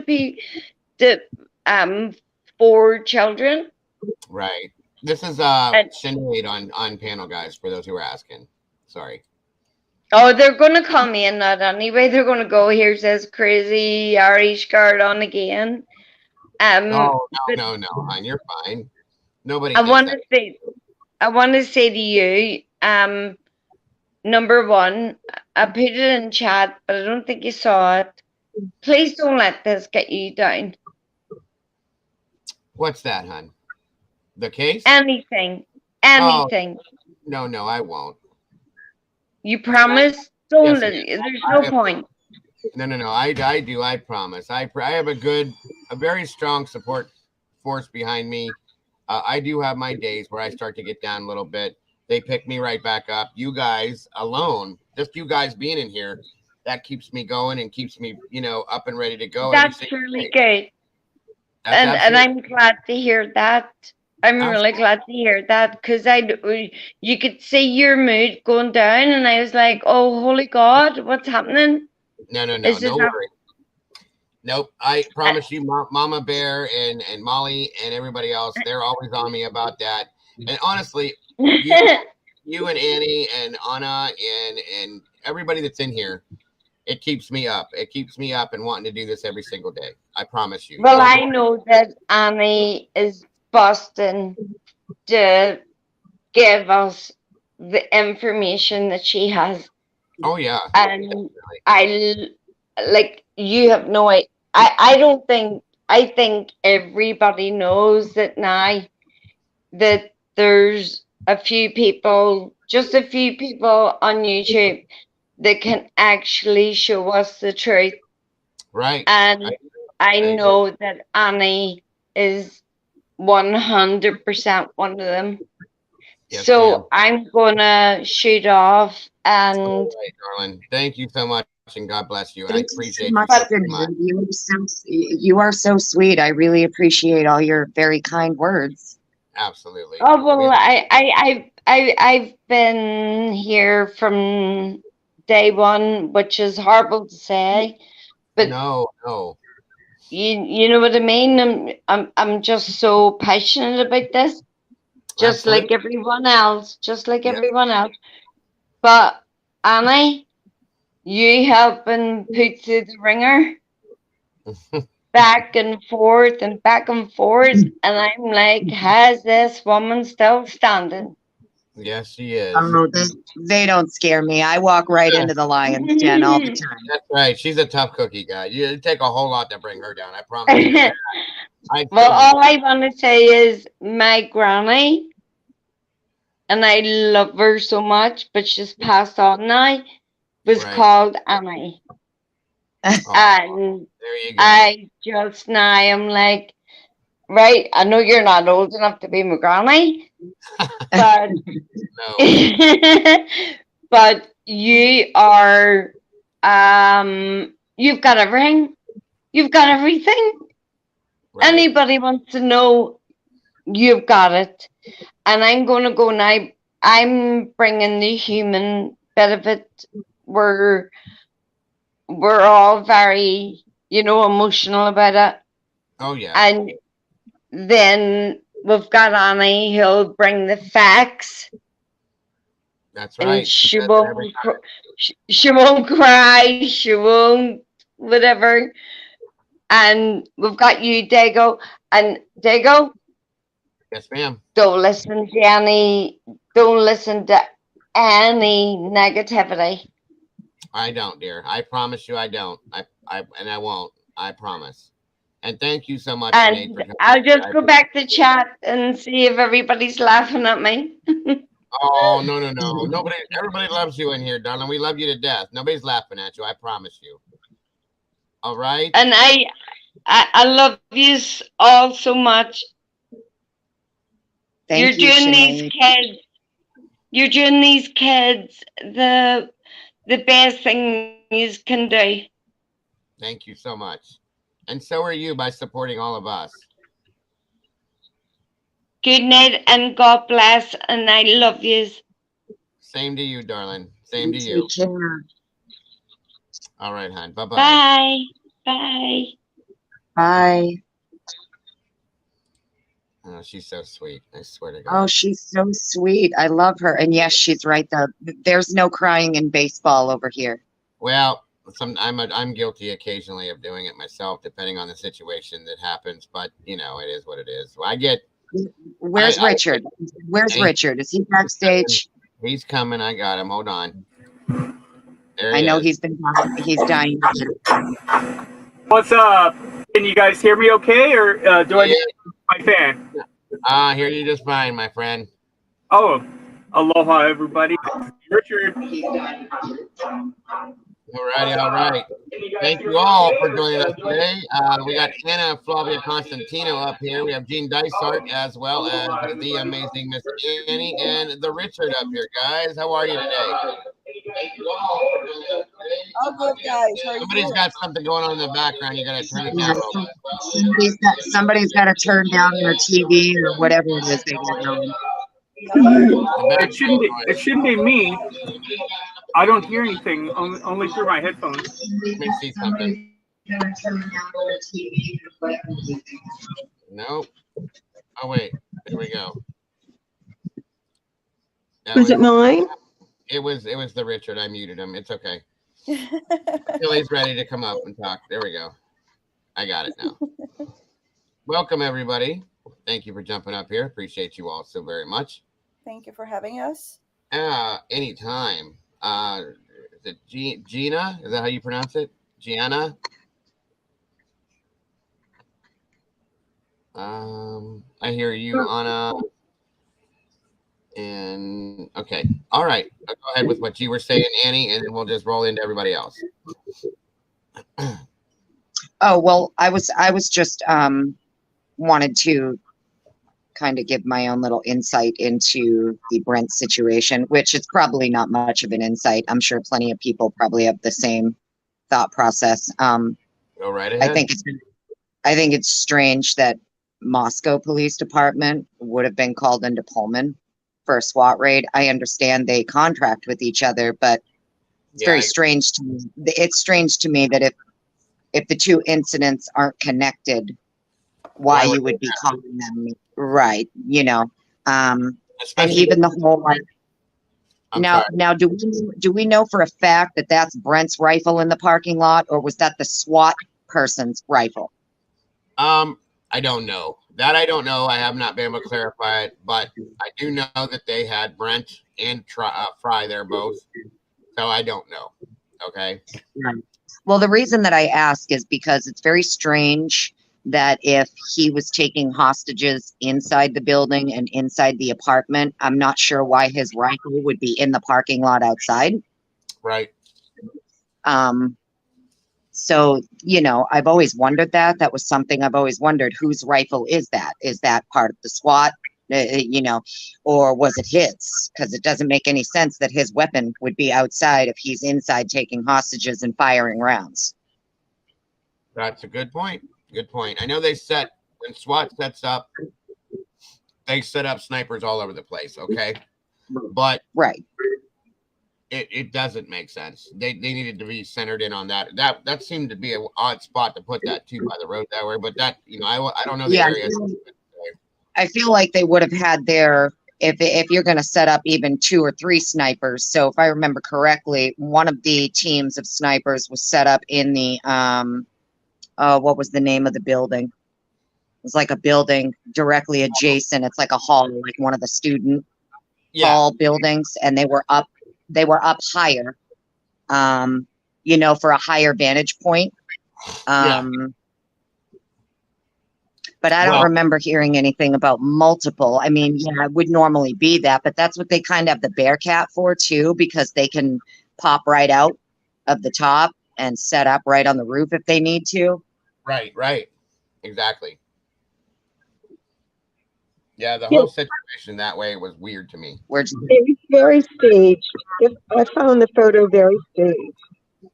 It was just for show, a prop. Oh, you think it might have been just a prop, maybe? Well, I think for the people watching it was. I mean, it may have been a real weapon, but it's the emotional effect that everybody had seeing it. Right. I had the same question. Whose gun is that? I mean, yeah. Why would it be outside in the snow? They propped up Brent's gun in the snow to take a picture of it. Well, they showed a gentleman walking to it in one of the newsreels, one of the couple newsreels we saw, in a pair of jeans and his shirt, regular T-shirt. I don't know who he was, and showed as if he was walking over to it to sit back down with it. I have no idea what the scenario was. I don't know if that was there, like you said, for shock effect or whatever. You know what I mean? You know what I saw it as is that it's a photo op for probably News Nation, whatever the channel was that was there first. They said, hey, this will look cool. Let's do this. That's exactly. I don't think that it had anything to do with the actual circumstance. I mean, you're not going to have to snipe somebody down the road if you're going to go into that room up there. So right. I think it was a camera op. Now I know. In either case, the gun would have been taken immediately to the police department. Wouldn't have been just hanging around in the snow. Well, no. I think that gun that you see is a gun that was set up for a sniper in the SWAT team, because he was on the 3rd floor, and they had to get an angle to where they could get to him at. Here's my thing. Oh, I'm sorry, but the gun is actually going down the street. It's in the opposite direction. It's like a 40 or 90. Well, no, 45 degree away from where he was. My understanding. Okay.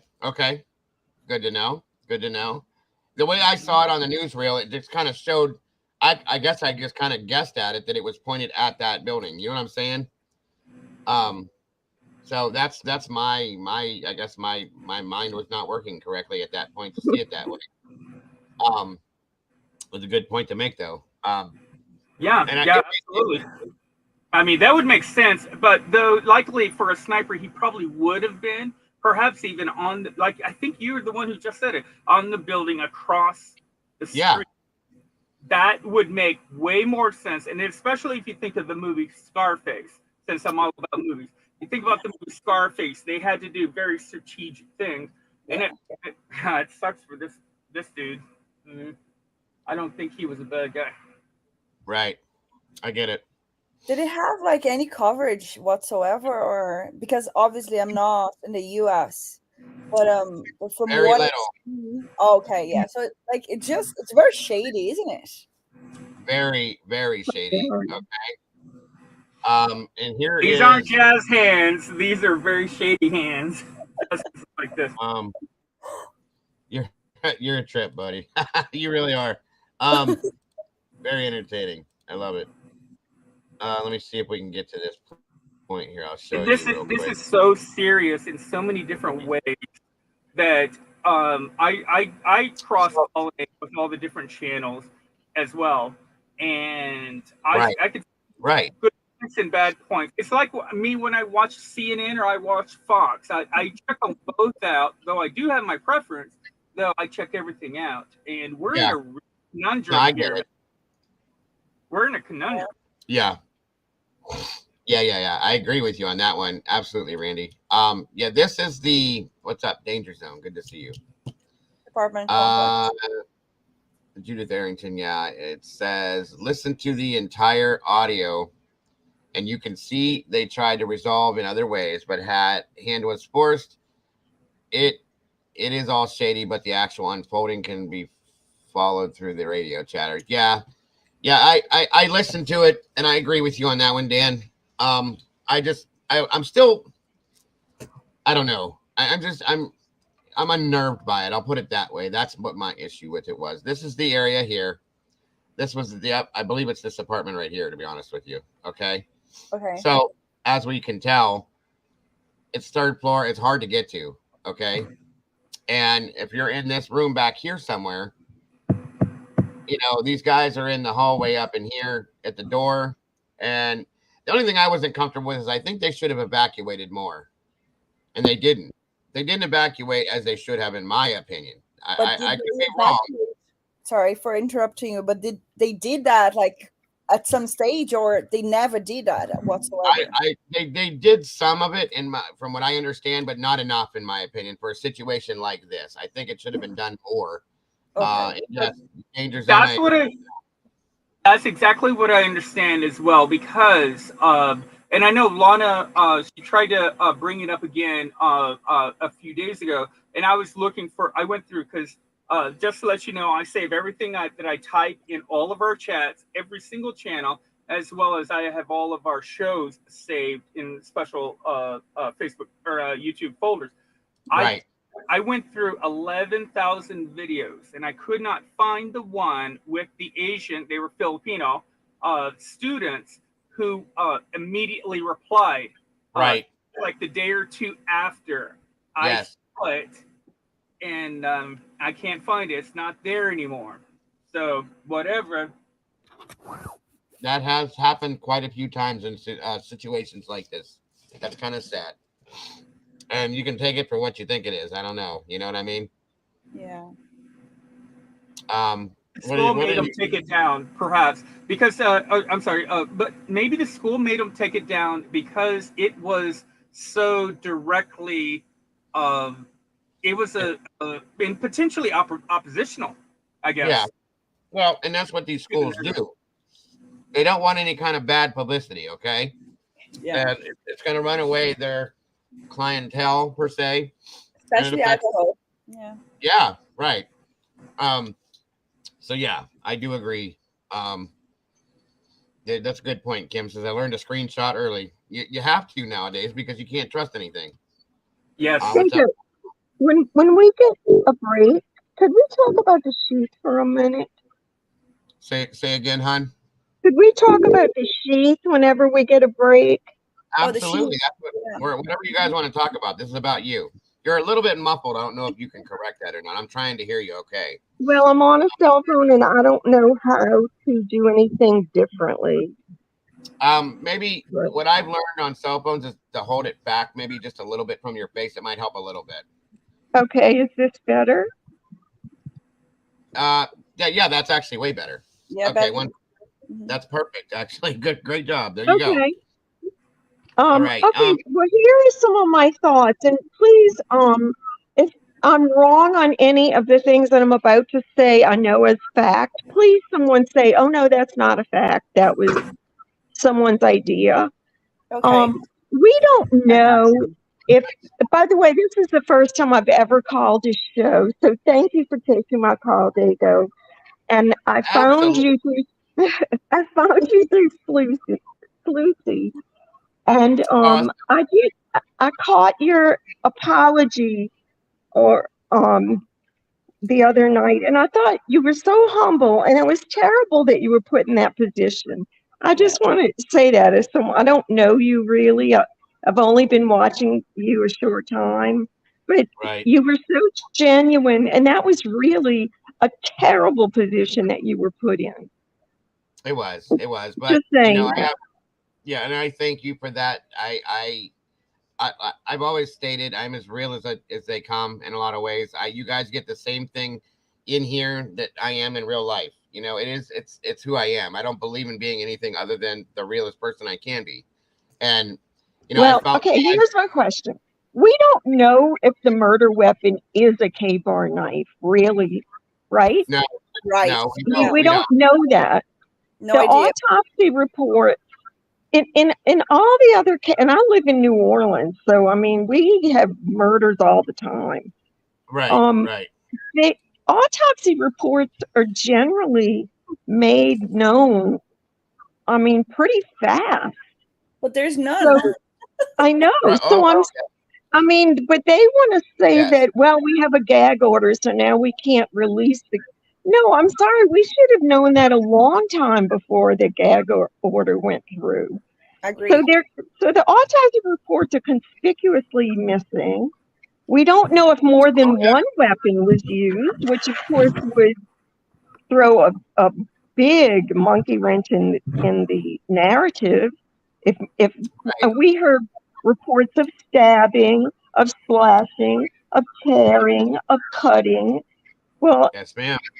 I mean, and most of that was even hearsay, although some of it was on police reports.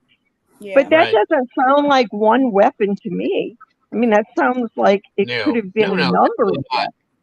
Or even your own. I don't know the facts on it, but you go ahead, Diego. You go ahead. I don't know. I was just going to say I've stated multiple times that I do believe there's 3 or more weapons involved, and I stated what they possibly could be. Okay, The golf clubs. It's definitely, definitely. Go ahead. Well, so the length and the width and everything of the cuts and all, we have no idea about. So they're banking on the sheath. The sheath didn't kill anyone, and we don't even know if the murder weapon fit in the sheath. I mean, we don't know anything at all. We don't know what the weapon is. We don't know what the weapon is for sure. Right. So They're then stating I go to, okay, they seem to have a big deal about Brian having bought this knife.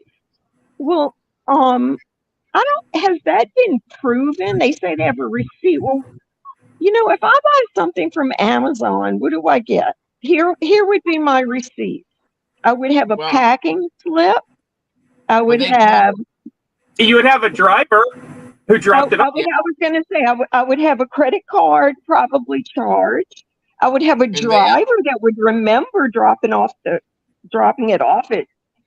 I mean, they pulled a warrant to be able to go through and find that out through Amazon is how they did it. And have we not heard back on those?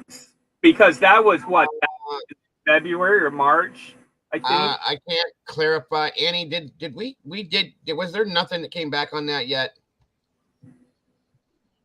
As far as I know, the warrant that was issued for the Amazon K-Bar purchase was not returned, or if it was, I'm not sure that anything was actually returned with it.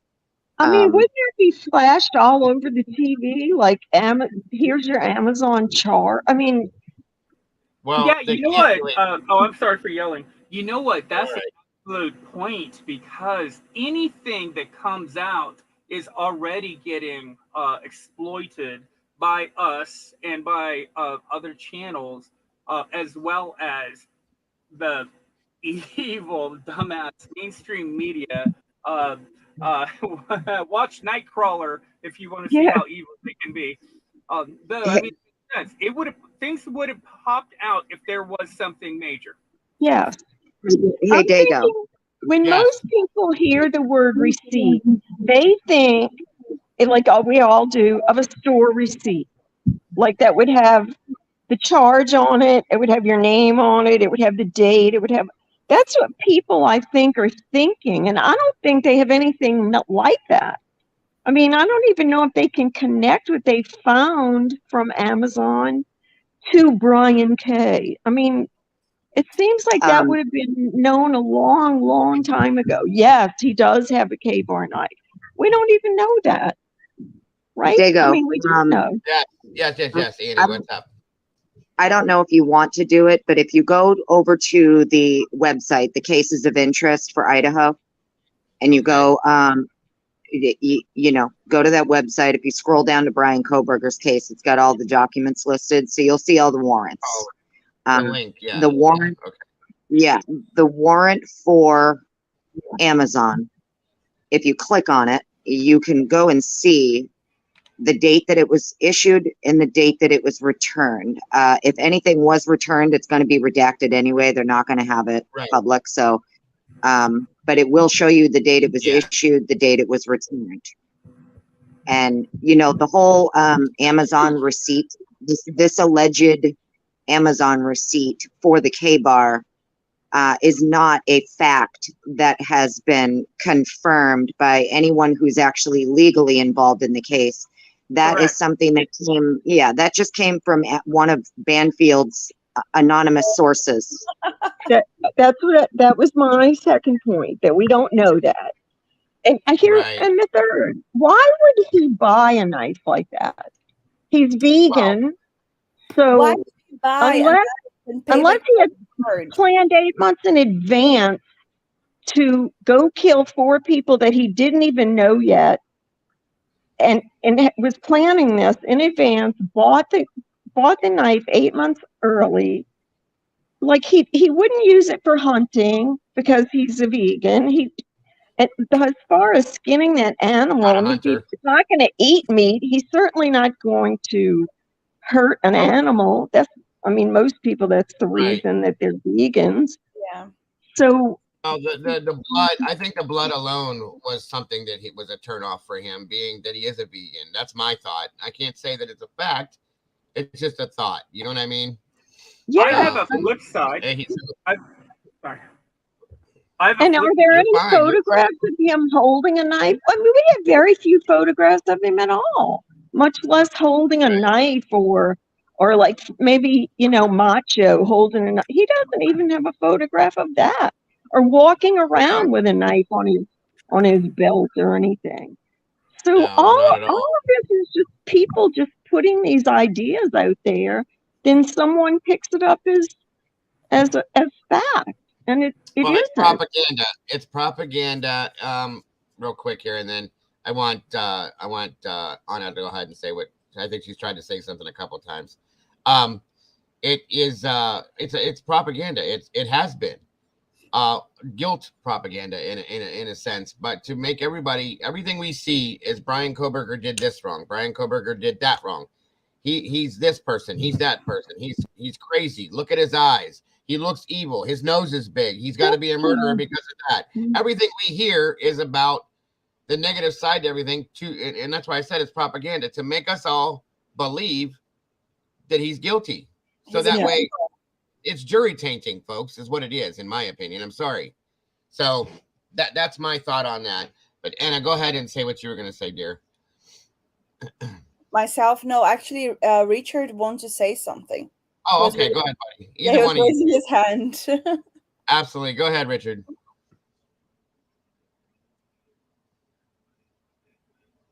I can't hear you, bud. You're muted. Yeah. There you go.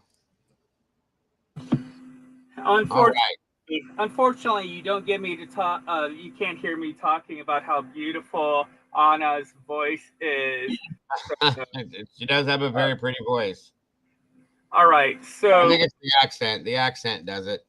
Oh, you better believe it. And yeah. You've been so lovely and everything. So I do also have a machete that I bought when we were driving from Florida to Texas, and I bought a whole bunch of survival stuff in case we broke down and everything. So it's not surprising to have a really big knife or several knives in your car when you're going across country. Right. I can agree, only because of this here. I have one of my own. Okay, The only reason why this is here is because I was showing this the other day in description of certain wounds on the body that it could match possibly. That's why. So Dang it. Dang it, Dago. Bigger than mine. Well, I mean, Size doesn't matter. it doesn't matter. It's still got the same blade on it, buddy. I designed a Friday the 13th card game that that is actually a part of my project that I'm working on right now. So I've got a bunch of fake knives and stuff. I got a question though. Right. Okay, playing devil's advocate here, considering my very first thought that hear me out. I'll take 30 seconds to explain this. My very first thought was his father did it and then he cleaned it up. And Brian grew up through school and everything to compensate and to understand his father. That was literally my first thought. So let's go ahead and swipe that out of here. Let's go ahead and wipe it. All right. If he was, and I'm still devil's advocate, because obviously I don't think he's guilty. Though, imagine, and I have not done this, I only thought about it like about 5 or 6 hours ago. What state has the best death penalty defense attorneys? Meaning, maybe he already looked it up to see which state had a little bit something of what he could work with, if he was the guy. And I don't think he is, but that's what I would do if I was kind of in his place. I mean, if you're gonna think that far ahead on it, sure, you know. But I think, wouldn't it be up to the luck of the draw what attorney you got? Yeah, definitely. Unless it was a death case. Now, okay, please do not misunderstand me. I really think that he was an accomplice or he knew what was going on. I definitely do not think, and please don't use my words, I do not think that he actually did this. There's a lot of possibilities that he is involved, though. I understand. I agree. There's a lot of possibilities. Well, back to the sheath. Even if he did buy it, isn't it just as likely he bought it as a gift for someone than that he bought it to do anything with it? I mean, it's just as likely. Yeah. I mean, when you start making scenarios up, why not just make he could have bought it nice scenarios? I don't think he bought it personally because he couldn't even cut a fish. He tried to. He got a job. He couldn't even cut a fish. Yeah, so maybe as a gift for a Boy Scout friend or something. I'm just making that up. That is absolutely very possible. It really is. Okay. It honestly, he strikes me. I'm so sorry. Honestly, he strikes me as a scalpel and X-Acto knife kind of guy. Yeah. Yeah, I could see that. I definitely could see that. It could have been a gift. It could have been something that he grabbed just for protection. Maybe somebody threatened him at some point. He was bullied at some point in time in his life. Although I also understood that he no longer had that issue, but. You're moving from your home to a different area. You don't know. He could have bought that just to have as an extra piece of protection in his vehicle, whatever. I don't know. Okay. Something like that in a knife like this, you're not going to typically just walk around carrying on your hip. This is kind of dramatic to have. It's not this exact one, but it's something dramatic just to wear as a daily thing. I had one very similar to yours, and I had several knives because I had an antique store or a antique / collectible shop. I sold so many different knives, and people here. Okay, I live in Kentucky now, from Hawaii. Though people pay good money for these kind of knives, and in BK's case, he might have actually received it as a gift. Yeah. Well, it's possible either way. Based on the fact I'm still trying to find the document that has that specific one in it, to pull up and show you guys the warrant for that. Sorry, and I just realized that my mother's in here. I'm probably throwing her into shock, showing all these blades that I have. Can Can I just mention something about the sheath while you're looking for that document? Please do. Please do. Okay, so my thoughts on the sheath is that at what we know of now, so the defense has access to all of the first responding officers' body cams, the medical examiner's report, the coroner's report, as well as all of the 3D scans of the crime scene, and the defense is saying the sheath was placed. So I think that's probably the most important thing about the sheath, is that the defense knows it doesn't belong to their client and they can likely prove it. They can likely prove it. So I think that's probably the most important thing about it. And I agree with you. And you guys have to understand, as I repeated multiple times, verbiage and language, if you pay attention to it and the way that it's presented, it tells its own story without having to say a word. Okay. If that makes any sense to anybody. I agree 100%, but the problem is every time the defense comes with a motion or any type of request or any document, people are going to say that they're using this as reasonable doubt. Oh yeah, yeah. You know, so well, it is reasonable doubt, though. It is. We don't know. We don't know what the prosecution has, and we don't know what the defense has as well. So, like, both sides, they have something. Or do you think that actually, so there is a question that Brent Kopacka has an alibi or he doesn't have? Maybe he has and he doesn't want to give it at the moment. I think he does. I think he does. I think he does. Exactly. And I think that he's not playing that card because he knows he doesn't have to. And he's going to let that's going to be his very last card to win the hand, in my opinion. Right. That's exactly where I'm at with that. And I think it's smart. And I learned after I read up on Ann Taylor and realized who she was, the tactics that she would use, and all of that, I realized how this was going to go then. And all I could say to that was that prosecution has got their hands full, because there's no way that I can see them like beating this unless they have something huge, which I don't see them having at all. Because it would have been played already. We would have seen something already, in my opinion. That's my opinion only. So I've kind of moved on from it being BK, and now I'm really curious how your guys' channel and a few of the others who are really doing good shit, how we are going to find the actual culprit. The real killer. Yeah. The real killers. Yeah. You want to know how I think that's going to happen? I can tell you my thought on that. Go for it. I think they're going to expose themselves. Fuck, yeah. Sorry. I think so too. It's going to happen. Okay, go into detail. Tell us their fascination. Would anybody else have anything they wanted to say before I went into that? Well, I'll tell you this. If I were on the jury, the 8-hour time difference would be enough reasonable doubt for me. Oh, like absolutely. anything could have happened in those 8 hours.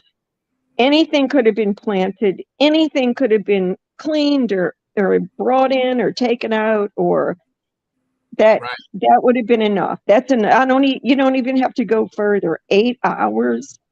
Anything. So please tell us your idea about the real perpetrators. I can't do that because I don't really have that but I know I definitely don't feel that Brent Kopacka had his hands on anything I don't even think he was at that house that night. I'm sorry. I don't. Here's my issue, guys. Okay.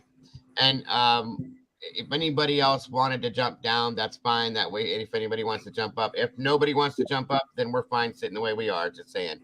Let me know, because I'll jump down if someone wants to come up. I have things to say, but I'll say later on when everyone has the chance to speak, especially Annie. Okay. Okay. Well, I will take my leave then, everyone. Okay. Thank you. I'll just listen on the computer. Thank you. Thank you so much. I know you wanted me to jump down, though Annie mentioned that maybe we could go back and forth about some. No, you're fine, Richard. You don't have to jump down if you're not done talking. Thank you, Jeannie, or Jean. I think it is. Yeah, I appreciate you. So here's my deal with this. I've expressed my thoughts about this to you guys multiple times about what I think went down that night in that situation. I don't have any specific people in mind, suspect wise, that I'm comfortable speaking on. And I won't. You know, you guys know that I believe in concrete evidence. That's why I feel that Brian Kohberger shouldn't even be being looked at right now, because they haven't showed me any kind of concrete evidence. So I have to see concrete evidence to be able to say that's who did it, this who did it, so on and so forth. Okay. So let me see. Here's my thought. The person's, and I still can't find that document, Annie. Do you know what the name of it is? It's the warrant. It's the warrant for Amazon. The arrest warrant? No, just the search warrant for Amazon. Okay, because I'm under the links for Idaho, and it doesn't have it specified that way. That's what I've always There was pulled. there's some, each document is just like listed, right? So you have your motions to compel, you know, second, you have the warrants for TikTok, the warrants for Reddit. So there's a warrant for Amazon. January 5th is sticking out in my head. I could be wrong, though. There was a specific date that, and they busted out a bunch of things, and a lot of it we discussed in all the channels. What makes sense here? And as we're seeing, they're real. Defense is wiping the board. They're clearing every single thing off the table, and it's wild. Right. Well, it's what oh, here we go. Order to seal and redact Amazon. There it is. What day?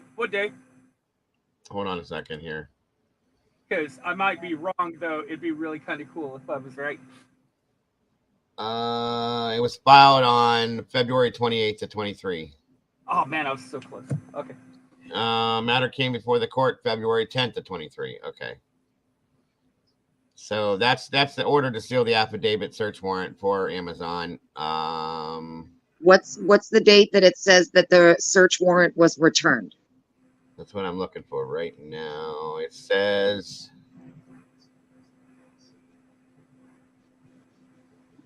it was filed February what? 28th? March 14th. And it came back March 14th. So yeah. November, December, January. So they waited almost 3 months to request a warrant from Amazon for this. No, almost 6 months, 5.5 months, right? Because mid-November, yeah. With the warrant out, yeah. They issued, if they requested the warrant on February 28th, the crime occurred November 13th. So you have the rest of November, December, January, February. So about 3.5 months. They waited. The top of the paper is stamped December 15th of 2022, but I think that is the initial case, the start of the case. You know what I mean? When it was first filed. Maybe that's when they sent it out. Is that what you're saying? Okay. That's what I'm guessing. Anyway, go ahead, Annie. I'm sorry. Wait. 15th? You said December 15th? December 15th of 2022 at 5:01 p.m. Okay, and they arrested him how many days later? December 15th. December 15th is the day of Kopacka's SWAT raid. Yeah. Right. Okay. And if you look at this paper, see it right here? Yeah. There's nothing. There's nothing. December 15th of 2022. Oh, yes. Yeah. So this is the day that Brian got pulled over twice in Indiana after he had been on the road for 3 days. And it's the day that Kopacka disappeared one way or another. He doesn't exist with us anymore. I know what you're saying. Okay, so this one was December 14th. That one was the 15th. That's weird. See it right there? December 14th. So they come out of order times? That's interesting. That's Have you ever seen that before, Annie? I have. That's why I wanted you to bring it up so everybody could see it. Okay, that's Good woman. I wasn't even thinking. See, this is why she's up here, and I love her to death. Thank you. I never noticed that before. That is very Um, okay. So here we go, guys. December 14th of 2022. Like you just said, when did they arrest him? 19th, right? Or was it? 29. Brian wasn't arrested until December 30th in Pennsylvania. 30th. That's right. 30th. 30th. Yes. 30th. All right. So go ahead and use your wisdom and do your The thing same here. day that he got fired, right? December 30th is the day he got Well, fired. He never got fired. That's the problem. I don't believe he got fired. Okay, back to you, Annie. I don't think he got fired either. Back to you, Annie. In progress. Okay, so the only reason I brought up this damn warrant to begin Right, with for right. the sheet. Okay, so we have a month after the crime. Now, allegedly, this sheath was found day one, correct? If we go by what law enforcement is saying, this sheath was found day one, so that's November 13th. So you wait a month. You wait a month, and this is prior to having allegedly Brian's name or vehicle or anything of the sort, correct? So you wait a month to issue a warrant to Amazon to see if anybody has purchased a K-bar with a sheath, okay? Right. The thing that always bothered me about that assertion, so to me, if you are this alleged criminal mastermind, right, who's plotted out the perfect crime, you're probably not going to purchase your knife from Amazon. I mean, he specialized in digital forensics, so he's probably not going to order the K-bar online. I'm just throwing that out there, right? I'm willing to speculate that this warrant was returned with nothing. And the reason that I say that is because all of these warrants that have been returned, the evidence in those warrants has been turned over to the defense.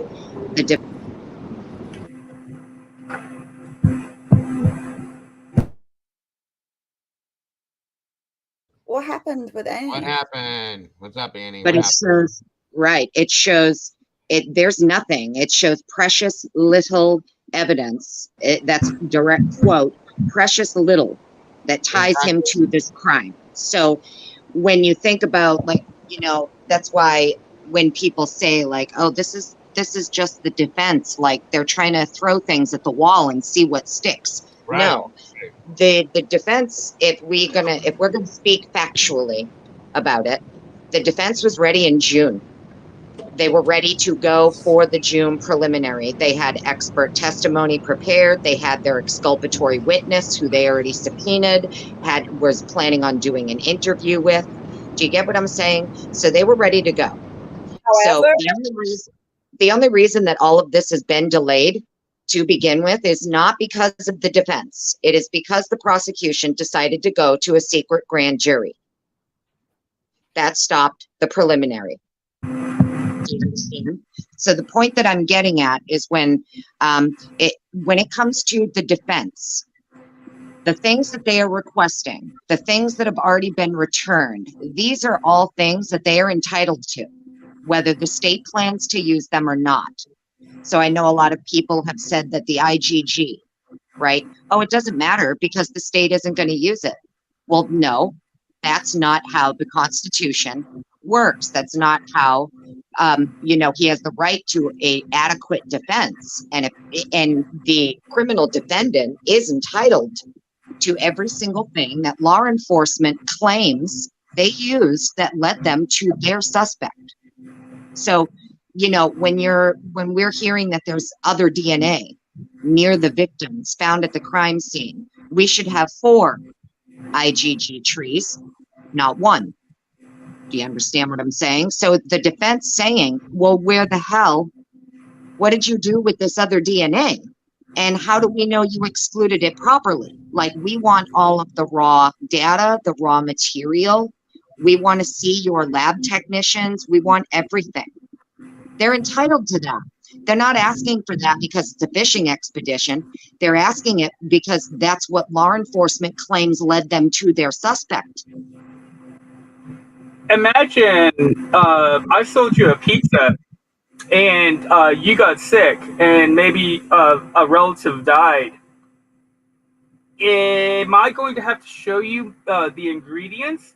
Actually, yeah, yeah. The FBI, or I mean the state will, and the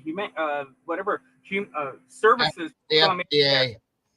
Yeah, and FBI didn't keep notes for all of this. Not just the FBI though. The interview with Koberger in Pennsylvania, which Brett Payne, who he switched his schedule. Don't forget this. I believe he's the one who switched his schedule on a certain day.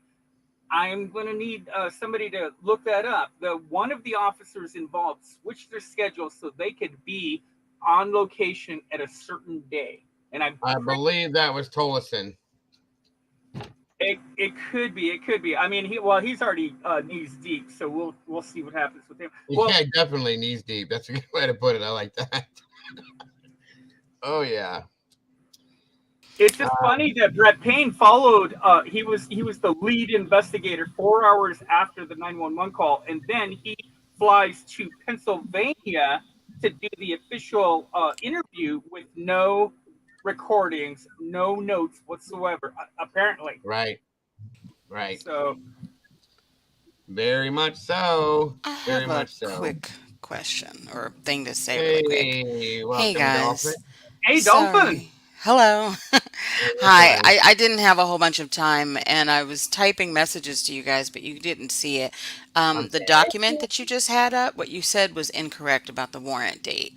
If you look at page 6, item number 3, it tells you that that search warrant for Amazon was sent out on November 26th, 2022, and it was returned on December 8th, 2022. The dates that you guys are looking up at the top, like let's say February or whatever, those are related to the fact that they're trying to seal and redact the warrants. Oh, that's right. That's Go to page 6. Thank you for Dang it. Okay. Yeah, thank you for So they pointing that didn't wait months or whatever to, Page 6, under what document did you click out of that, Dolphin? the one that you just had up that was 21 pages for Amazon.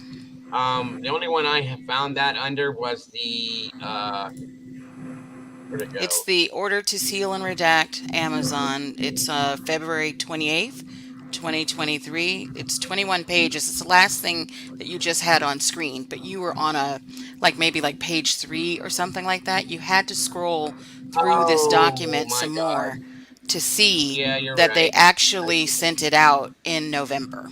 Sorry, Jules actually just said that the vertical dates on the pages are the dates or the paperwork is filed with the court. Right. Yeah. Right. And what they're filing in this document is to seal and redact this Amazon warrant. But the original warrant was sent out on November 26th. Yeah, I wanted to know the date it was returned. December 8th. That's item 3 and 5 on page 6.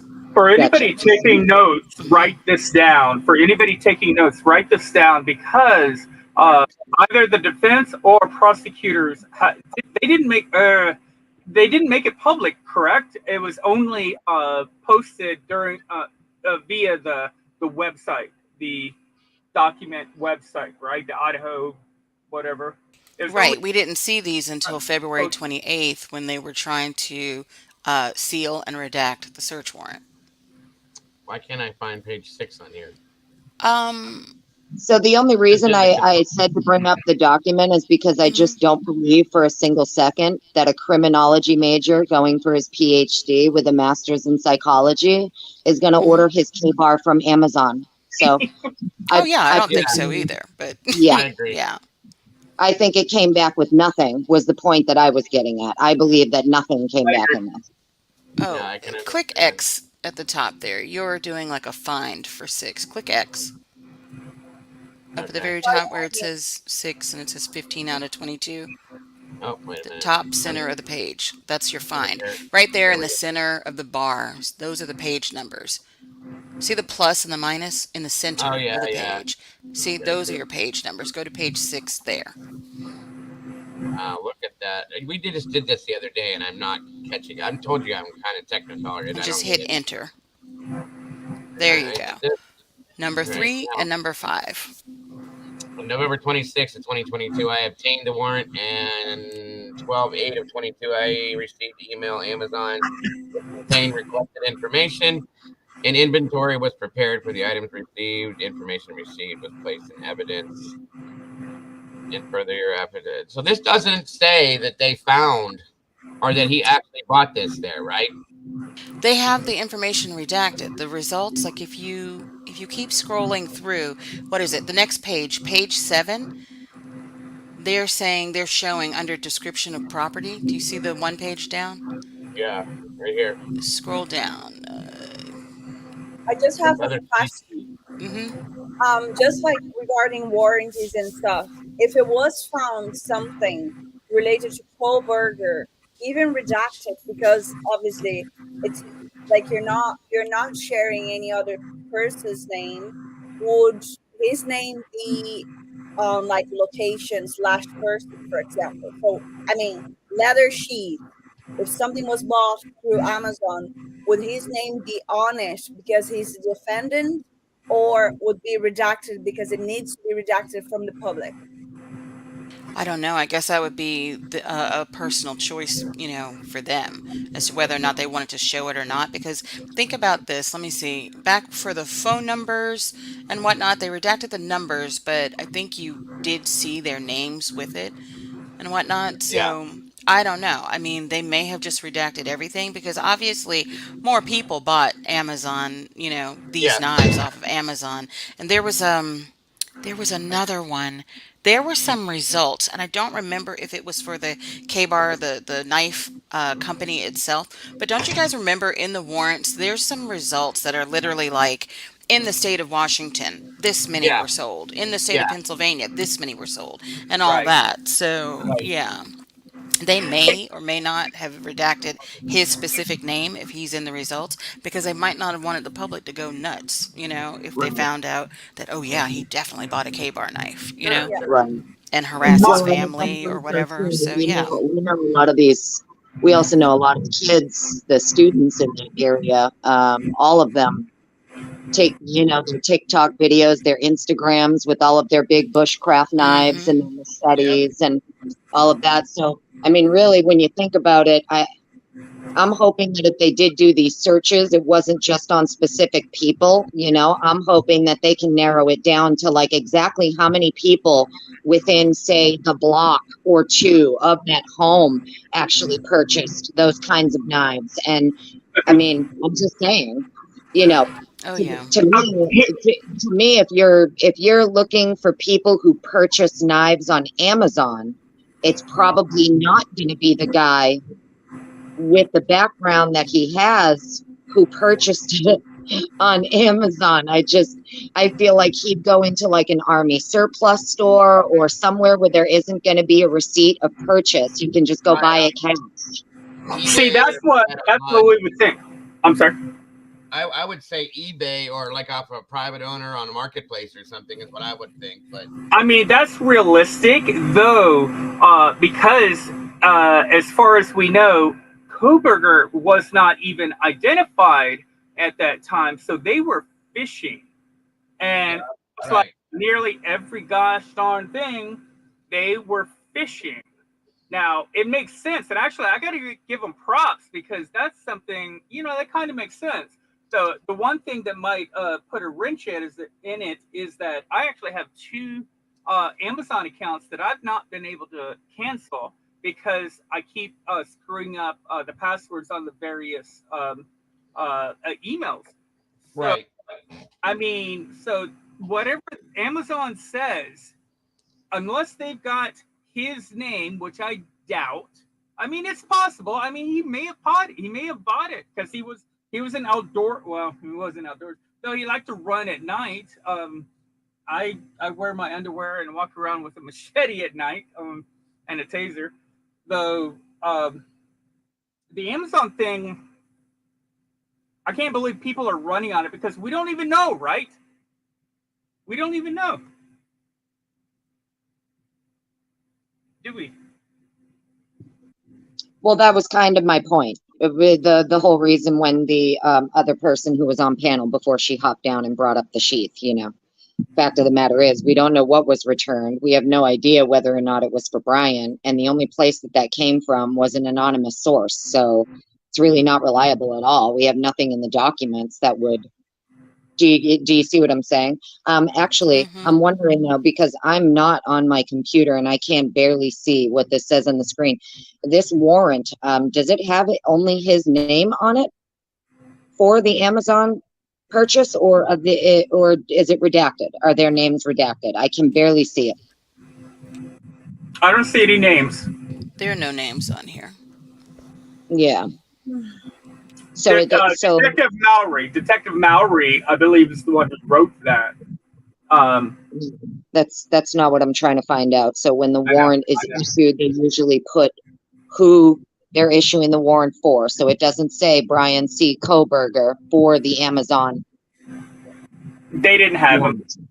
So that's the question that I have actually about warrants, because I saw obviously my best friend Jenny Coffin, you know, on Twitter, and she was saying about the Brian Koberger following the girls on Instagram, etc. And then you see that there's no warrant for Meta for Brian Koberger, right? And then all the warrants that you have on the website and the court documents, I know they're redacted.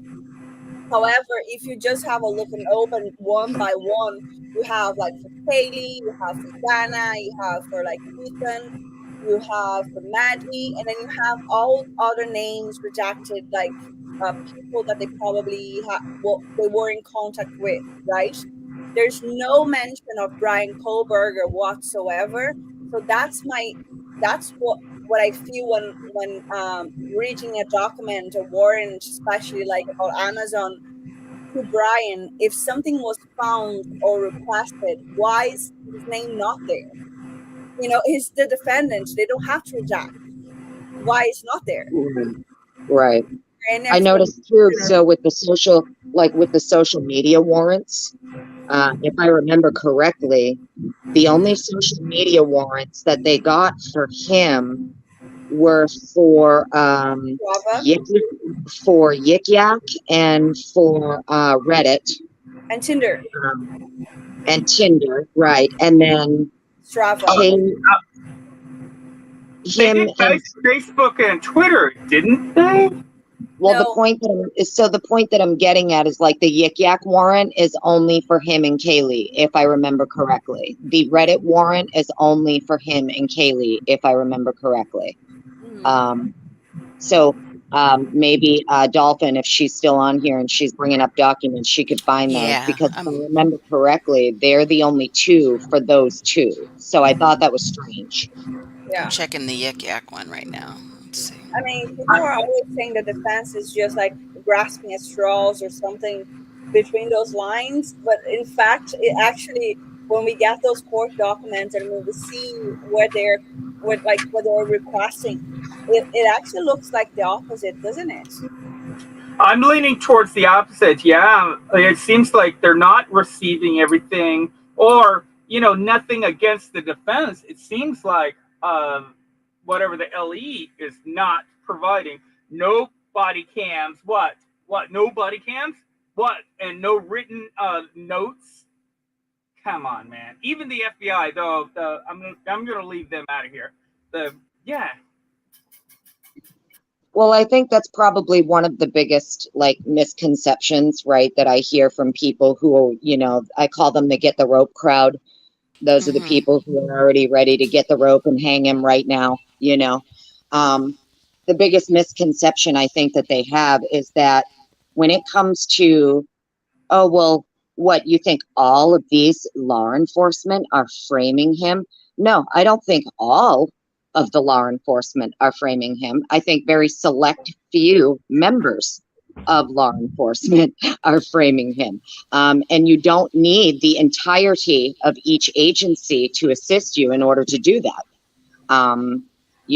So unfortunately, there are a lot of people, and I know it upsets people, but I do not put my blind trust in law enforcement or government in general, simply because I feel like it's our obligation and duty to question authority always and hold them accountable.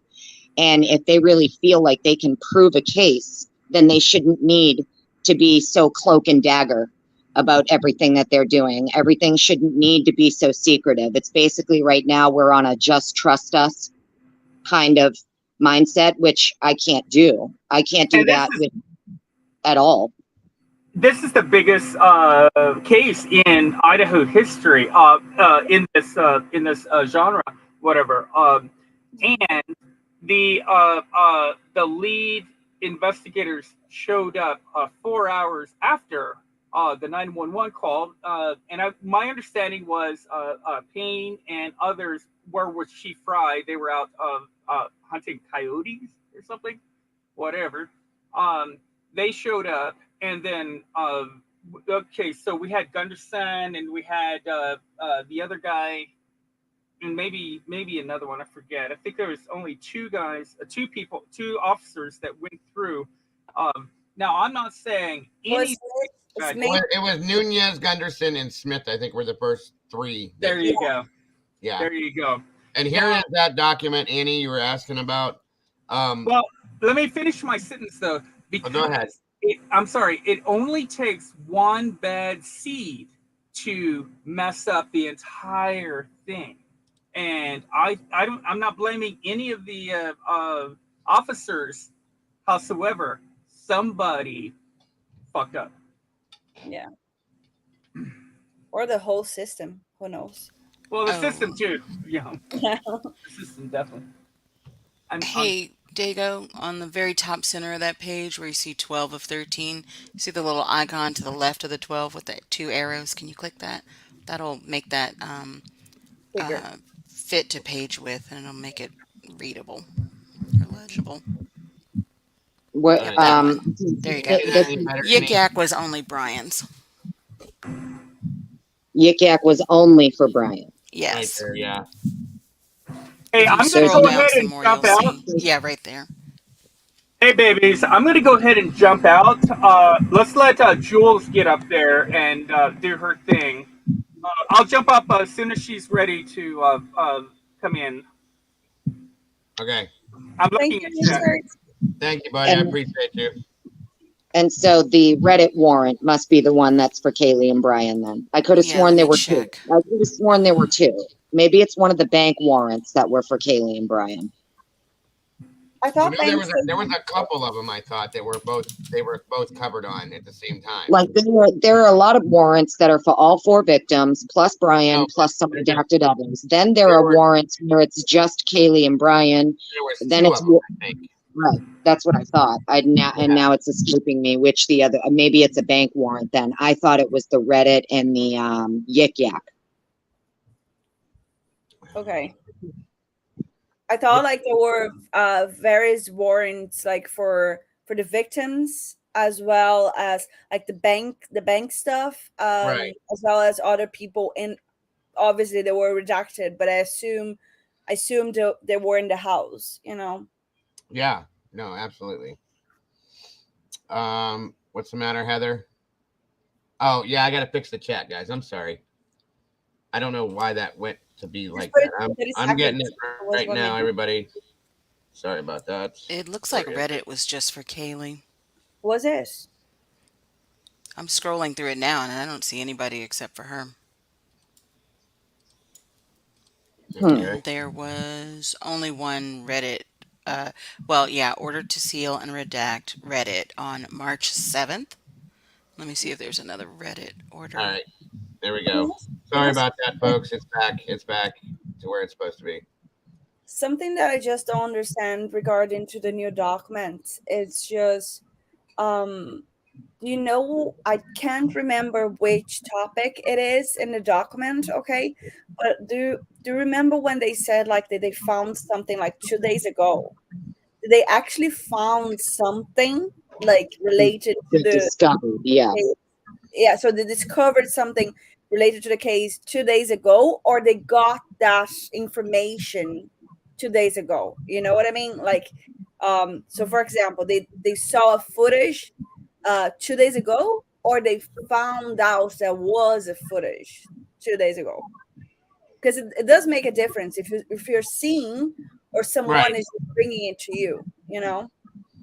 That's a good And point. so, yeah. Well, it says if it says it was discovered on 7/11, Hmm. that would be when it was found in discovery. So they No. went through and then they sent to defense straight away because it was requested as second supplemental of discovery Gould or says whatever. discovered means added as evidence to the case file, not just finding it. Right. You do. And as the defense, you have to, because there's things that the defense has requested multiple times, and the state, like one of the things that I noticed in this latest Welcome, documentary Katrina. Sorry, Annie. is so in this latest document drop, they're talking about how, oh, well, we did give certain page numbers and certain, and it's like, dude, how many times do you have to be told? They want it all. They don't Right. want your cherry picked pieces of information out. Right. Okay, they want it all. Gina So, Marie, and I love you, they dear. want it all. They want it all because they are entitled to it. Okay, and it really bothers me that Bill Thompson, because I have a lot of respect for him. Right, I don't necessarily. Agree Okay, with him, but I think he's right. I think he is a great prosecutor, and I think he's very good at what he does. So I have a lot of respect for him in that aspect. But it bothers me that he would assert in his filings that because he doesn't plan to use a piece of evidence, it's irrelevant to the defendant. That's not how your constitutional rights work when you are being accused of a crime. The state doesn't get to decide what is and is not relevant evidence to your defense. So it Right. bothers me that he pretends that they can do that. It annoys me, I won't lie. So Annie, you say that obviously because it's in your constitution. I'm not obviously American. I'm Brazilian and I live in Ireland, so they're two different words, but worlds. But just to make sure that what's up? the main reason as well is the fact that the defense didn't have the chance to have the preliminary hearing, and Right. then to have the chance to present what they had and to hear what the prosecution had as well, right? It's just like it's shady. Yeah, I Oh, can yeah. agree. They, in my opinion, they, and the crazy thing that probably bothered me too the most about that situation was it was probably 2 weeks prior to when we learned that the secret grand jury hearing happened. Yeah. The Gonzalez family was like on TV, and Mr. G is like, listen, I want to see it all. I can't wait to hear this evidence. We want to hear the evidence. We want to see it. And then boom, nope. So, not only are they, in my opinion, I know everybody else is like, oh, it's still a fair trial and it's still a fair trial. No, the defense was ready to go in June. By them going to the secret grand jury, not only did they rob the families of hearing the evidence that they claim that they have, but they robbed him of being able to present a fair defense at the preliminary. And they were ready to go. Like, I think that's probably what the state was most afraid of, is that the state knew. I think the state knew that the judge was going to deny the motion that the state had filed to like toss out certain evidence. Oh, well, because we don't plan to use it, we shouldn't have to turn it over. Do you see what I'm saying? I think they knew the motion was going to get denied. And I think that they knew the defense was bringing in Bethany to the prelim. Yeah, would you say that that's why that's good that you brought this up, because that was my next question, and sorry for interrupting you, but do you think that the Gonzalez family, they decided to actually go ahead, not now obviously, but due to the course of the trial, etc., and when it ends, but to sue the state of Idaho and the amount of people they're planning to sue, etc., because they they didn't have the chance to see the documents or whatever they have in the preliminary hearing, and second, because they decided to call Bethany and just she has exculpatory evidence. Do you think that's one of the reasons, or what's your thought on that? I mean, I do think that they did not want Bethany testifying at the preliminary. So the way to stop the preliminary from even happening is going to the grand jury instead. And then you, right. Yeah, I agree with that. Welcome, Booze Devil. Good to have you here, bud. Thank you. Hello. Hello. I don't have any idea what's the topic, so sorry. No, that's okay. Okay. We're talking about the University of Idaho and certain things that have gone on with it recently. Okay. Real quick, Annie, what is your thought about this whole autopsy scenario? What do you mean? With the new documents that were released and all that stuff. I don't know if you've seen and heard about that stuff, about the autopsy info not being anywhere to be found, pretty much. Read it to me again. That wasn't my interpretation of it, but maybe I misunderstood it. I didn't read word for it, but I took kind of like a light. Maybe I misunderstood it then. It basically that it was not available to the defense, as always. Oh, you're welcome. I love you too, honey. Yeah, that's interesting. I'll have to go. I'm not at the, you know what? Now I want to go get my computer because you said that. It's not documented is what it is. They don't have it. It's not documented there at all. So the defense can't take a look at it. You know what I mean? But what I mean is, so wait, so the state's response to the request for the discovery is it doesn't exist? Is that what you're saying regarding this? It's the autopsies, isn't it?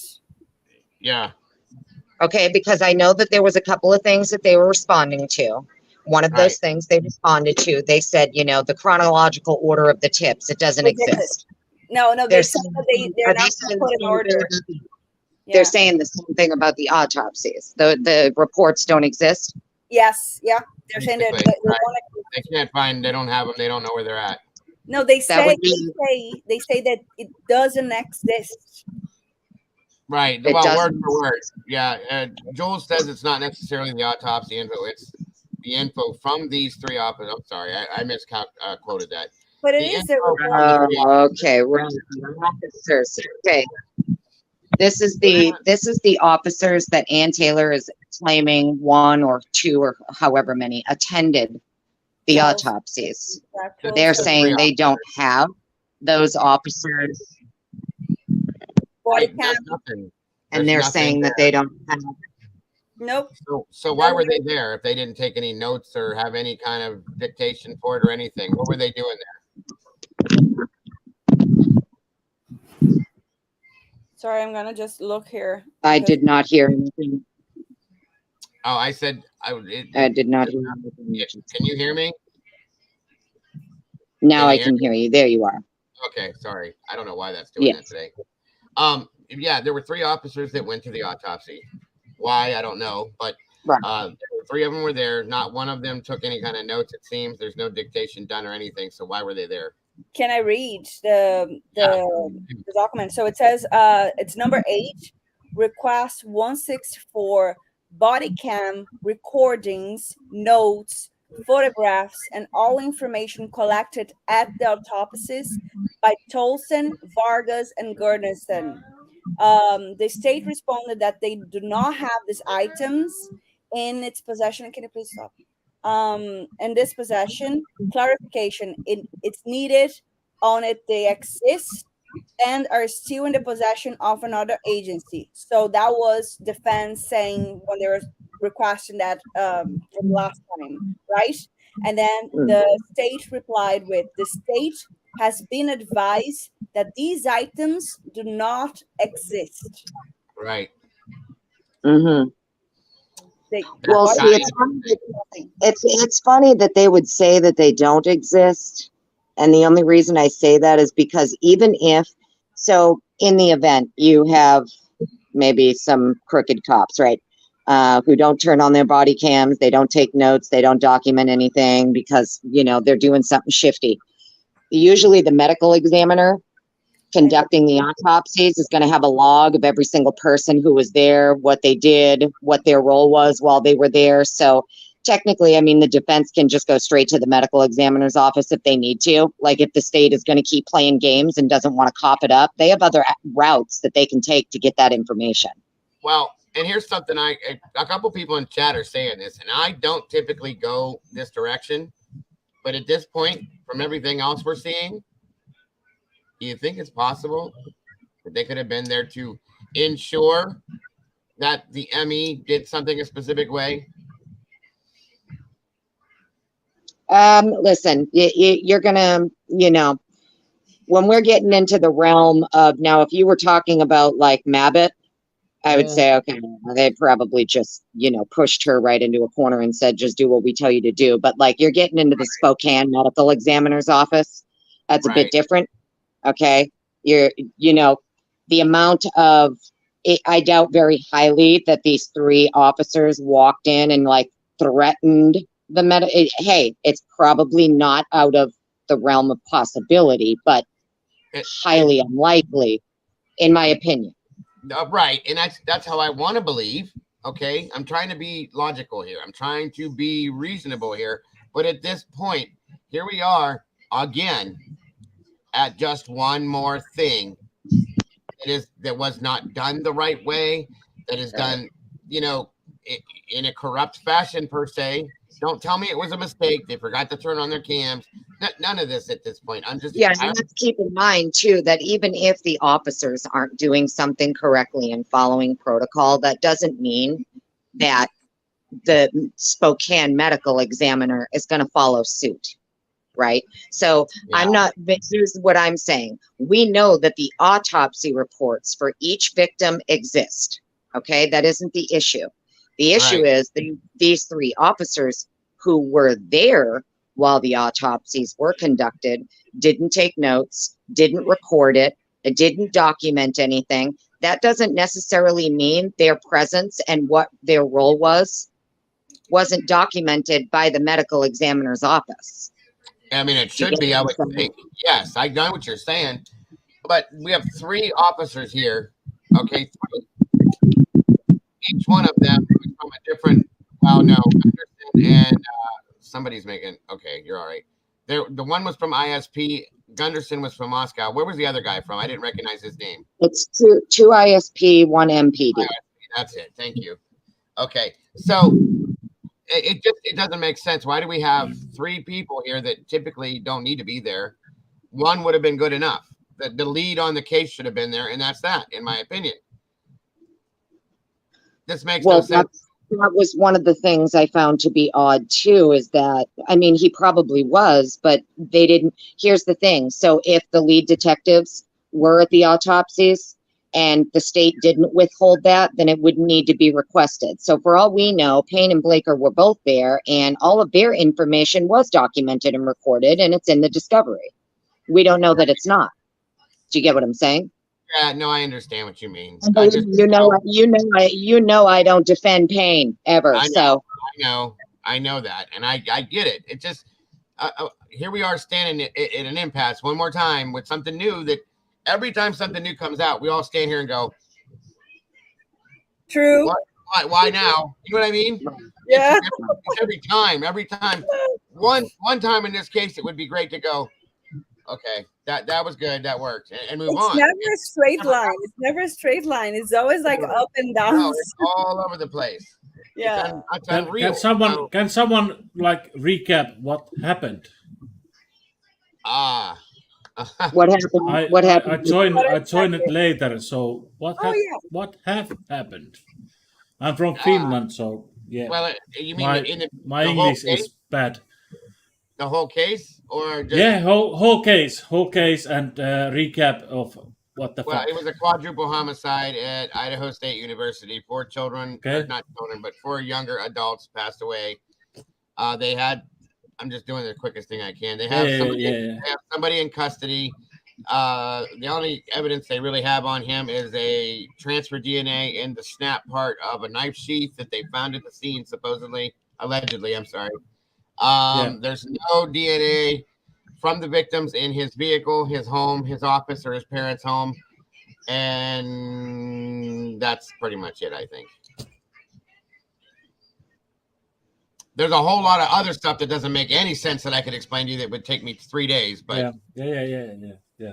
But how do I say it in Finnish? I'm pretty much drunk now, but all the condolences or something like that to the families and the murdered people and children. And, right.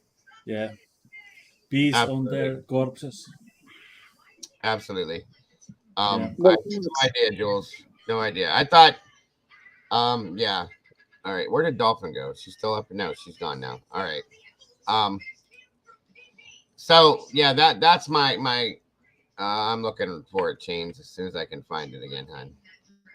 This is crazy, but I don't find like any of the news I find in Finland where I live about this, and this is like a huge, major crisis. Big time, yeah. Yeah. What the fuck is wrong with us people? Mitä vittua? That's the in question. Finnish, I said, what the fuck? I would say this case, if you don't mind me to interrupt, but I think a lot of people in Dago's channel, they share the same feeling. It's kind of like I speak as in a way that I am not American, obviously, but I know that you guys have your constitution, and I know you guys fought for this constitution and the way that it is nowadays. And this case just showed how people are very divided in a way that you treat. Fuck dividing. We are NATO alliance. Yes, exactly. But like it just shows you how people divided in a way that divide. If you don't think like me, so you're wrong, or like I want this guy to go on the death penalty without like having concrete proof and not actually going towards your constitution that says innocent. No F NATO. Guilty, I'm chatting with the chat. Yeah, so but it's just very difficult that you see that people are going towards anything else, and you're just like the humanity. Where is your humanity? Towards obviously you're supporting the victims and you want the justice, but justice, as I said in this channel so many times, must serve all, including the defendant. Correct. I do. And I hate to say it, but it's not justice either. If the person who did do it ends up say he did do it, which I don't think he did, but say he did, we'll go with the narrative that it was him and him alone. Okay, well, if he did, and he gets off on a technicality because law enforcement involved botched the case, well, then that's not justice for the victims when the person who committed the crime got away with it. It's also not justice if the person who didn't commit the crime gets thrown in jail for it either. Yeah. Right. I do want to go back to, I didn't get a chance to do it and I ended up clicking another comment, but No Chains made a comment. Let me get back to it. Sorry about that, Chains. And I forgot it was up there and I clicked another one. So, and she said, I'm getting there, hon, I promise. Hold on, there it is. Is that Brian Kopacka? What the fuck? Koberger? Brian Kopacka. Yes. Yeah. Chain said that there's only three. Only these three are in the room. The autopsy room at the medical examiner's office can accommodate up to 3 teams of a pathologist and their assistants working on cases simultaneously. Thank you, dear. That I didn't know. I saw a video recently discussing the 3 people info they're asking for. They were talking about those 3 specific people's history and important because they've been shady. Things are dead. Yeah, I know Tolleson has. I don't know much about, but I do think that Gunderson in my opinion, is the officer that the Brady Giglio scenario is bouncing around.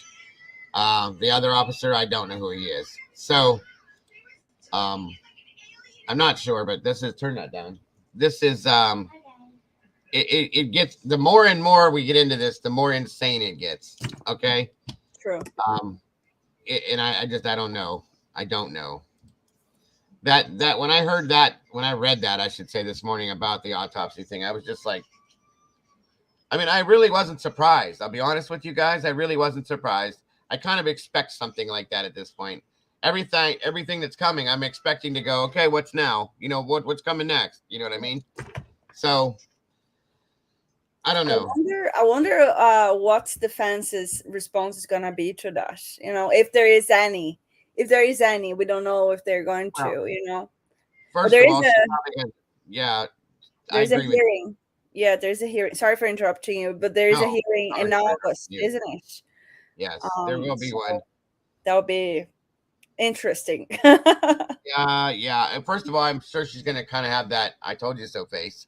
You know what I mean? I can just, if we could see her, I would imagine that would be the face. But Well, didn't they just have a in-camera meeting the other day, the defense with the judge? They did like a secret, like in-camera meeting the other day. Yeah, Did they?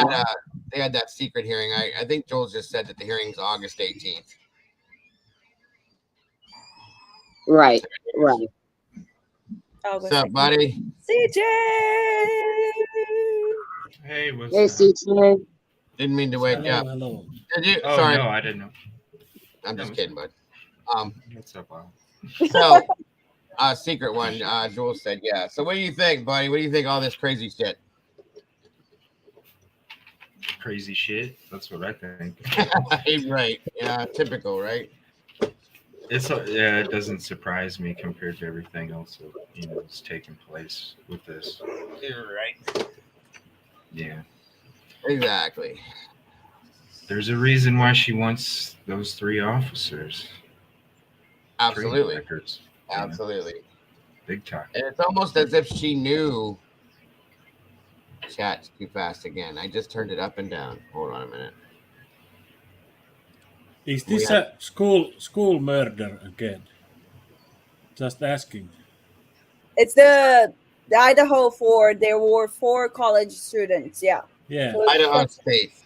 When do we get like pistols and ARs to our fucking backpacks to defend ourselves? Well, maybe they try to defend themselves. Probably Ethan.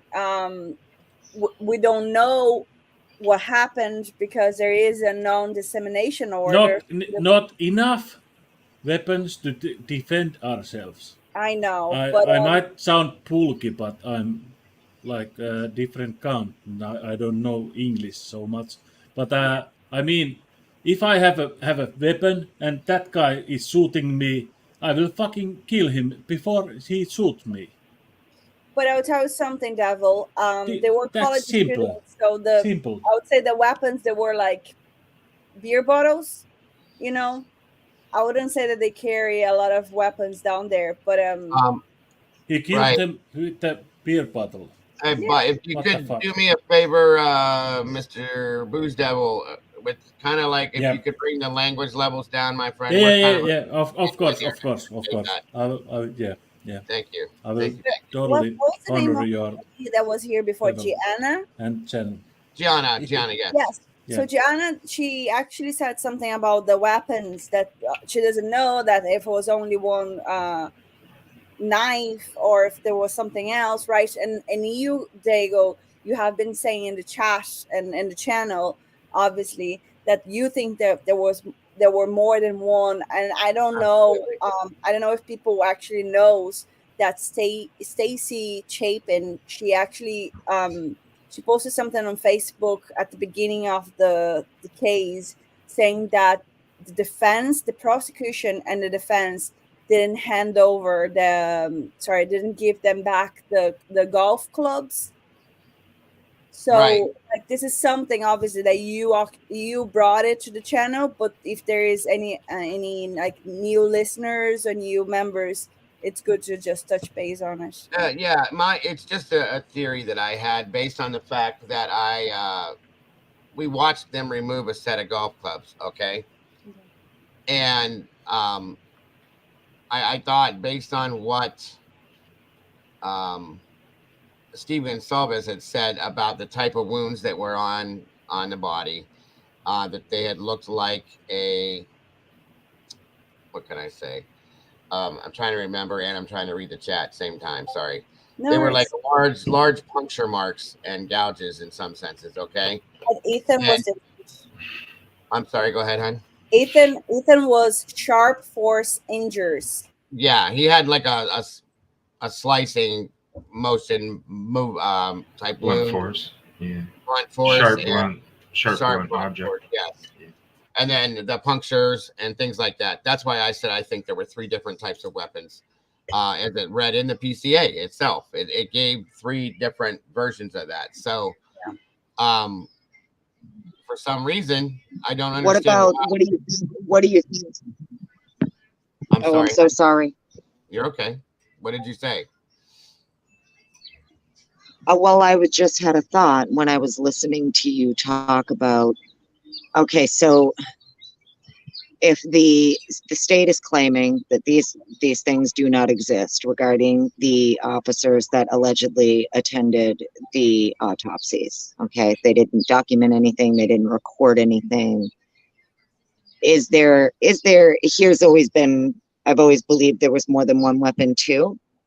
So I'm willing to speculate that it's quite likely that the medical examiner's report probably already has something documented where they believe that it was more than one weapon, right? So if you have if you're the defense or even these cops or whatever, and you're there in the room and this medical examiner is telling you like, oh yeah, we've got separate injuries on this one, totally different from this one, and etc. You already know that, right? You can't go back and say, oh yeah, it was only one knife. I mean, there's something very fishy going on with whatever happened during these autopsies and what was found out. So I really hope that it's in the medical examiner's report and in the hands of the defense. Like, this is why I believe the defense knows that the sheath was placed. Yeah. Because they were able to go through the 3D scans of the crime scene photos, the first responding officer's body cam, the coroner report. And if that sheath isn't in any of those things, do you get what I'm saying? Yeah. Like the first person who should have found this sheath should have been the coroner. Oh yeah. Based on the way that it's described, its location. When they moved the of body, where it found was. it in. Right. Right, That was because my- nobody should have touched or moved anything at the scene. That's Well, why why when not? me and you talked about way back in the beginning, where the hell was EMS? That's why we both felt that should have been who found this. They should have been in PCA. Then we found out they were not even allowed in the home. There's the first red flag with that situation. Sorry, I didn't mean to Right. interrupt. Go ahead. Now that we know that the sheath was actually found underneath the body, kind of in between a blanket or comforter or whatever, that to me it screams like, wait a minute. So then how did any of you see it? It should be the only person who should have found it at that point would be the coroner. Yeah. It shouldn't have been ISP Detective Tolbert who found the sheath like Blaker claims. Was it because pain? nobody was supposed to, the coroner didn't get there until like 5:30. So nobody would have been able to move or touch anything at the scene until the coroner officially declared deaths. But I will ask you something, Annie. I agree with you.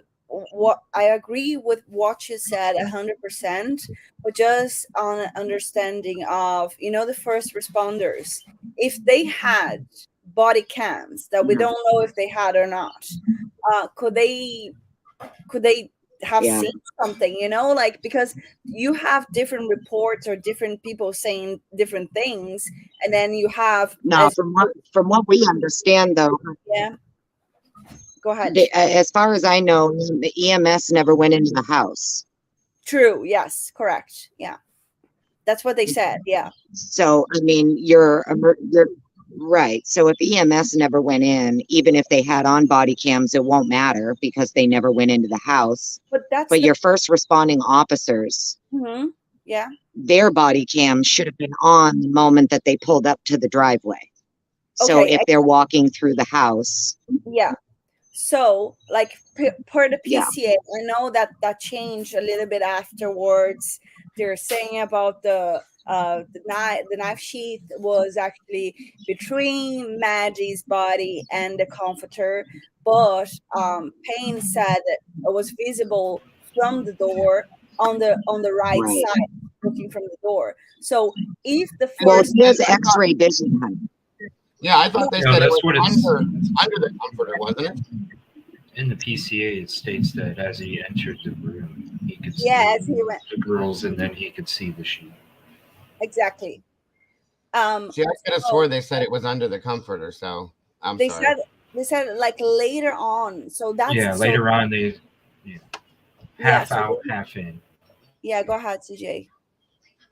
No, go ahead. I was just Yeah. So the first thing was like, okay, so the first thing that we had was Payne's statement, right? Exhibit A from the prosecution, right?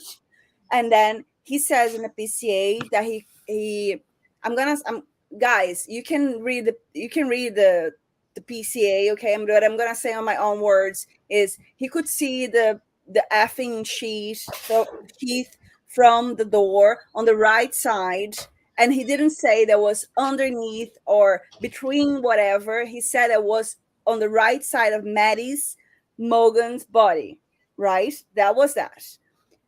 If he could see that later on, why could not a person that supposedly should have a body cam, right, and then enter the room and then said to Payne, oh yeah, there are two dead bodies here, with all respect, sorry, but why can you not see this in the body cam, and why is it not recorded in the body cam, and why do we have to trust Payne on this? That's my question. Well, I think that Payne has X-ray vision or something. He's like a superhero. He's like a superhuman. Ego vision. You know, and I'm not even, I think at some point we have to bring a little humor sometimes to stuff like this, right? So anybody who has listened to me or heard me speak knows that I don't want to say I don't like Payne, but I question highly the validity of his probable cause affidavit and how accurate it actually is. Right. Even with regards to certain things, like he says in this PCA, like I was given access to cast, right? So he's even stating in his own probable cause affidavit that in fact it wasn't FBI who did the cast analyzing. It was him. He was given the access to cast, which means he put in the information. The problem is if you are not trained in cast, you shouldn't be getting access to the system. Okay. So what that tells me is that Payne himself input the information for Brian into cast, not the FBI. Okay. So it would make sense that the FBI isn't willing, or as far as we know, up until the other day when these documents came out, that was one of the things that the defense couldn't get. And that they were repeatedly requesting, like, okay, so who did your cast analysis? We want the agent's name. We want the raw data. We want everything. Because in my opinion, so I know a lot of people on the other side are going to say, like, the defense is just grasping at straws. In my opinion, I think the defense is very well aware that cast was inappropriately used by someone who isn't trained in cast. They already know that. You know, I look at it as the sense of like people ask a question they already know the answer to. Well, why are they going to question, right? Why would someone ask a question they already know the answer to? In this case, it would be because they want to try to catch you lying. They want to see if you're going to lie. That's my opinion. It's my opinion the defense is very well aware cast was used inappropriately. There are agents working on the crime who have issues, whether it be Brady, right, Giggly, whatever. Like there's clearly a lot of issues going on with some of the officers that were on the case.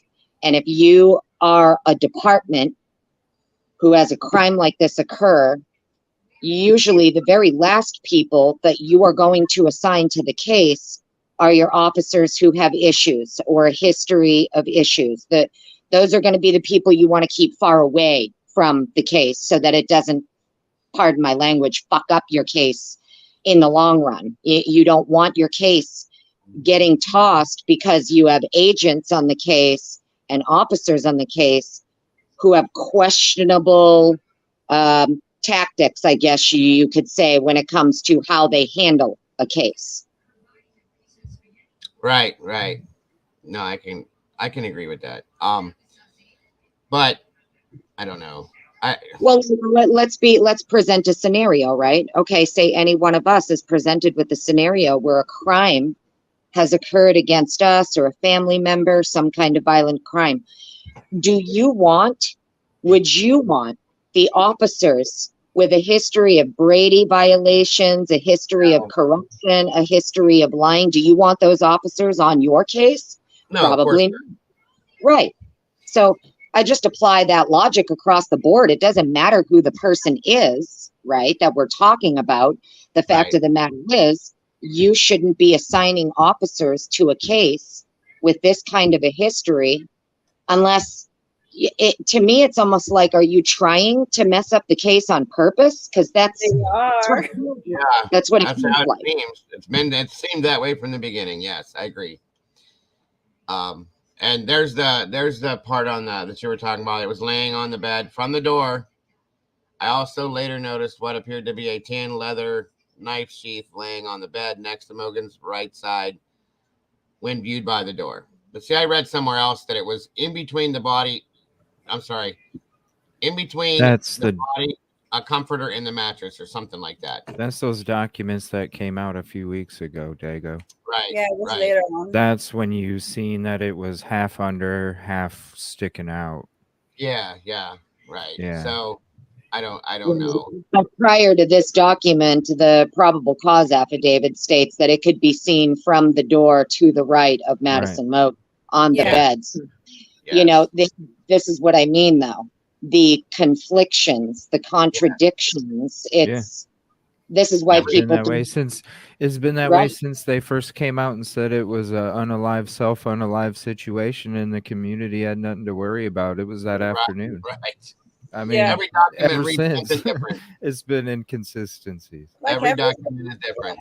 You go to the coroner. I mean, everything. But you start. I think it was Annie who said, the responders. I mean, like as officials, they arrived at 4:30. Was 4 or 4:30 at the scene, right? Was it you, Annie? I don't remember if it was you or Dolphin, but then you have, like, obviously you have this timeline that you have 8 hours delay for the 911 call, and we all been through that. We all talked about that, and it's still very, shady as well. But and then you have like an officer who only shows up 4 hours and a half later, and then you have a coroner that only arrived an hour and a half later than that, like 5:30. And it should have been opposite. It should have been opposite. Your coroner should have been there before anybody else. Yeah. Yeah. And she wasn't allowed to go into the crime scene before that. She wasn't allowed. She said that. Yeah. I wasn't allowed to be there. And that's Jules' point. Blaker and the little guy got there at 4. Okay. That and like Jules just said, 12 hours in between the time of the crime and homicide showing up. It's okay. ridiculous. It's a small town. Like, what are you doing? You're they were hunting. They were out hunting. That's what they were doing. Yeah. Well, but here's where I go with this, right? So now if you live in like a big city like I do, right? You know, your homicide detective is usually arriving, say, within the hour. Your coroner is usually going to be on scene like as soon as possible. We are talking about a much smaller town. From what I understand, they don't even technically have what is considered to be a lead homicide detective in their department. They don't. So there's a part of me that thinks that, and you know, I don't necessarily like to defend any of them over there because you guys all know how absolutely corrupt I believe they are. However, if you are a small town department and you don't even have a lead homicide detective, at that point, you're going to need to find one of your officers. You got to find a qualified officer or who you would deem to be qualified and appoint them as your lead, you know. And to be honest with you, I think the reason that Payne was picked as the lead alongside Blaker is because Payne's military history kind of gave him some clout with the department. Do you see what I'm saying? So it would make sense, I guess, if you're them like that, you would pick him, okay, and then maybe one of your other longer serving veteran officers to kind of go lead on something like this. But then again, there could be other questionable reasons as to why they were placed as leads. At this point, we don't really know. I feel like if you're a small town that doesn't experience something like this and you already know your department isn't equipped and the officers that you do have a very shady history, you're probably at that point just going to be like, hey, you know what? We're going to hand this one over to like FBI. We're going to let someone come and take the lead because we're not really trained for this. Right. Yeah. But that's what would happen. And that Jules Merck just says, I've never shown up at a scene, walked in, turned it over to someone else. I'm the first there. I take primary. It's mine. And that works the same with fire service. If my department and we're running mutual aid for another department, that or vice versa, and we have another department that's coming to run mutual aid with us, that person will, whoever gets there first on scene, that's their scene. End of story. And I don't care if it's their department area or not. They're first. They're there. It's their scene. Same goes with law enforcement. I've never seen anybody do that before. I don't know why. Is it because of ranking? That doesn't make sense. Whoever is first on scene, that's their scene. That's their crime scene. End of story. Their investigation. You may get help from other officers, but that's them. And that's why I never understood why the first three were not listed as the priority officers on the PCA and why they didn't write the PCA. Why did Payne come in and do this? I don't get it. Yeah. Well, if I remember correctly, though, isn't two of the three first responding officers two of the same officers that were involved in the whole Stickergate crap? Yes. Gunderson, and I think Smith. That's what I thought. So, Yeah. Gunderson. Yeah, I think I am right. I know one was Gunderson for sure. right. So my guess is that out of your three first responders, you are already aware two of them have a Brady issue in their history. So at that point, you need two replacements. You can't have those two running the investigation if the two out of the three. I mean, I completely understand what you're saying. Yes, once whoever arrives first, it's their scene. Yes. But if the person who arrived first has a history of Brady violations, you can't let them have the scene. I mean, at that point, I mean, if you did, well, then it's just going to come up later. You know, I mean, fact of the matter is you have someone running the investigation with a history of Brady violations. They're going to, it's going to be towns do it. That's how That's the what I small mean. towns do it because they're used to getting away with shit forever, and Yeah, it's a different age. And I It's a said that different last age. week. That has been running like that for say 35 years without being talked about, touched, looked at, sideways, any of it. You can't just walk in and expect them to change it up. As we saw with the body cam for the noise complaints, the way they act is something they're obviously used to. Nothing's going to change it now. Dago, I can't read that. Can you help me out? I don't have my glasses on, and I'm literally blind as a bat right I'm now. sorry. It's okay, hon. No worries. It says it's from Dakota Parker. It says, Annie, since you don't think it was BK, do you have thoughts on who or what could have happened? And this is not a challenging, but a genuinely curious question. I do have my. Okay. I would not be willing to share here who I think. I know and I'm not saying I don't want anybody to do that right now, guys. We don't have concrete evidence on who could be other suspects, and that's why we're not really talking about that right now. Okay, I don't expect you to. If you want to and you're comfortable, then that's up to you. I don't do it, so I don't expect anybody else to do it. So I will tell you something. It's just like because of the non-dissemination order, we don't have anything else that makes anyone else suspicious. right. Well, not that way. We don't. But yeah, you guys know. But like the mainstream media, if Dakota is following and etc., she doesn't know. So right. I think a lot of us we do. You know, I've been doing it. CJ's been doing it. Annie does it. Jules does it. We all do our background investigations that we work together on a lot too, and we come up with our own scenarios, but we're not comfortable in those scenarios at this point to say anything about it. So, you know, it's not really my style to just come on and just start blasting people who I think might be involved. Right. I mean, that's not the way to do it anyway. So I guess the only thing that I could say about it would be I have two scenarios, right, that I kind of go back and forth with. And those two scenarios are he absolutely didn't do it and he is being framed, or he was there, not necessarily involved in the crime, and Bethany knows that, and she would be the person who would have to come forward and explain that. Which Do you is get why what she I'm doesn't saying? want to. Right. Which is why Right. she doesn't want to. And if she has information that not only would exonerate Brian, but that information may say put her own life in danger, put other people's lives in danger.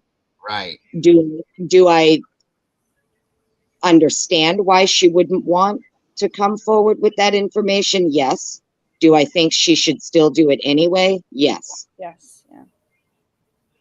Yeah. So that makes sense. It does. You know, and so it's not necessarily that we know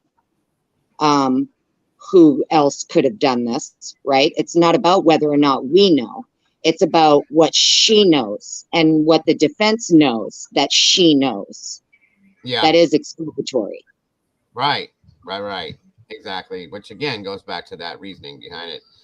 David Clayton asked Annie Potts, do you believe the conversation between Kaylee, Maddie, and Jack S has any relevance to what has happened?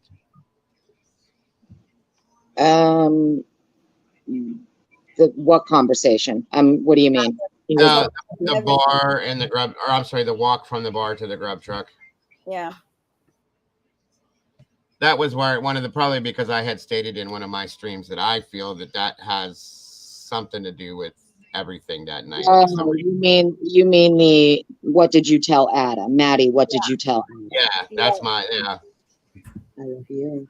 I mean, it probably is relevant. It probably isn't. Who knows, right? I know that they say they were just talking about like it was just boyfriend stuff or whatever. Do I believe that necessarily? No, I don't.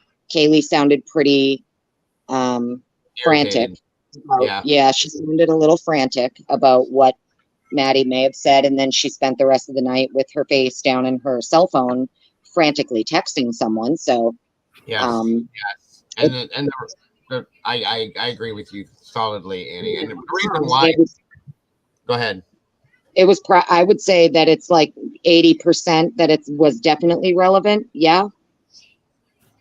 Yeah, and the reason why I agree with that, as I stated last week, is because if you watch the videos from the bar, okay, and then you watch the walk and you hear what is said, you can hear the irritation in her voice.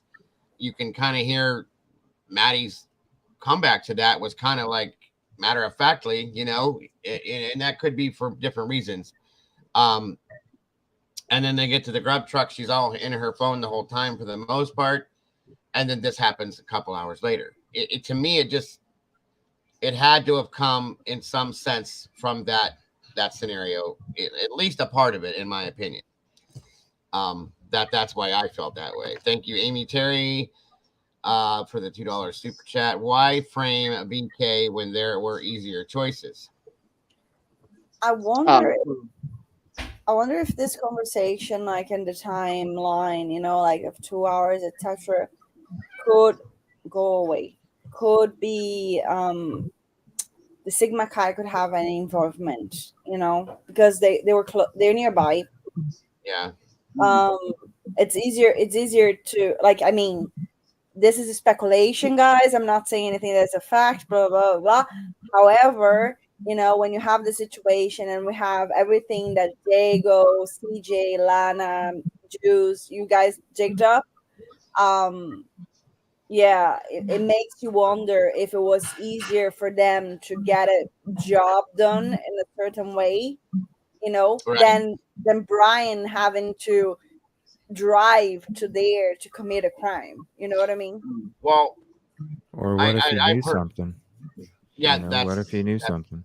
That's what I was gonna say. You know, I've said down the road somewhere, you know, in a theoretical situation that I feel that, you know, Brian may have been involved in some sense, even though we were told that there's no connection.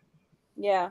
Where did he come from? You know what I mean? How did his name? They didn't just go, here, draw a name out of the hat. You know what I mean? It didn't work. I mean, although it does look that way, it didn't work that way. There was some, even if it's minuscule way that he was involved in this for them to get his name and who he is involved into this like this. Okay. So that's what I'm saying. I feel that if he knew something, if he was doing something that maybe he didn't want anybody to know about, you know, who knows? Because, you know, there's a lot of law enforcement aspects variated to this situation. Okay.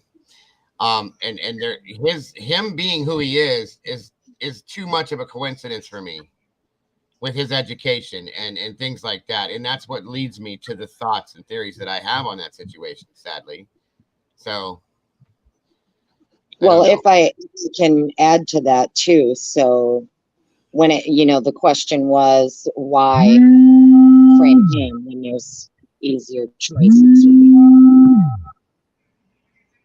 Oh my gosh, I'm sorry. Somebody was trying to call me. Was that my phone that made that noise? It was a little loud. That's okay. That scared me for a minute. I'm so sorry, guys. No. It's okay. It happens. Mine does it all the time. Don't worry about it. So when we talk about, why frame him, right? Here's how I look at it. We have what we know to be, allegedly 12 pings in Moscow.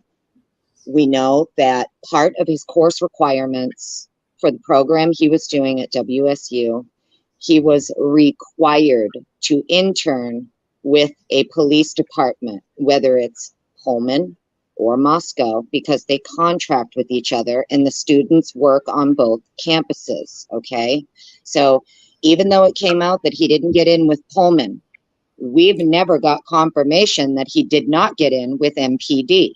Right. No. If he was able to do his internship with Moscow Police Department instead, that would give him his 12 pings in 12 weeks. It sounds like a once a week. Either you're going to pick up your weed once a week or you're going to complete your internship once a week. Okay. So you're privately looking into something possibly too. Or right. Now, the way that I look at it is if you're him, you've been there for 12 weeks, you potentially could be interning with a department. You come across some information or knowledge of some things that you aren't supposed to know. You're an outsider. You just got there. It would be a reason to want to frame someone like him, especially if he was here's how I look at it. if he is the reason that internal affairs investigations started popping off in that area between Pullman and Moscow, okay, this is the perfect person that you're going to want to get rid of this guy as quickly as possible. Yes. And especially if, so now we know that he was not tied to any of the victims. And one of my theories was like him and Kaylee must have known each other, but that blows my theory right out of the water. So I wonder if it doesn't mention that he has no connection to the survivors. Makes me wonder if one of the survivors is who he was connected to, who he was working with. Okay. We know that Bethany was pulled over in Pullman for the same exact thing Brian was pulled over for in Indiana, which was the following too close. Right. According to his defense, Bethany is the exculpatory witness. She is not only an exculpatory witness, she's a material witness. And based on what she saw and what she heard is how they know that she is the exculpatory witness. And so they already know. That's what I'm saying. The defense already knows what Bethany knows. Yes. And she's scared to death to come back to Idaho for some reason. Right. So it makes me wonder if, this is just purely my opinion on the matter. Okay, well, if he didn't know the victims, maybe he knew one of the survivors. It just so happens that one of these survivors is the person his defense is naming as the sole exculpatory material witness. There's got to be something there to that. And it makes me wonder if the two of them know each other. And if you take that into account, as soon as they brought out that subpoena for her and she went to court trying to get that squashed, this, that, and everything else, the moment that they approved for the defense to go to Nevada to talk to her, boom, here comes a secret indictment within a day. I mean, come on. I mean, it's right there. You know what I mean? It makes perfect sense in that aspect. Sorry about the boom, guys. I get excited about these things because you can almost read it as if it's written in a book for you. You know what I mean? It's like a movie. You can't believe the shit's real, You're like, lifetime movie. Yeah, the only problem with that is it includes real people's lives that were lost and like suffering. That's a horrible thing about it, Yeah. And the person in that role. Low budget film is what it is. Sorry, not that role. And a person. The production. Yeah. It's a I don't know. It's a mess. It really is a mess. And it makes me wonder what's going to happen if we make it to the trial, which at this point, the more I hear other people talk about it, the more I think about it. I struggle with the fact that the trial will even ever happen. Okay. I feel like something big is going to happen before the trial. And I don't see it being that far away, to be honest with you, maybe a month or so. And, boom, it's going to implode from the inside out. And something's going to come out of it. And we may actually get the truth. Who knows? I don't know.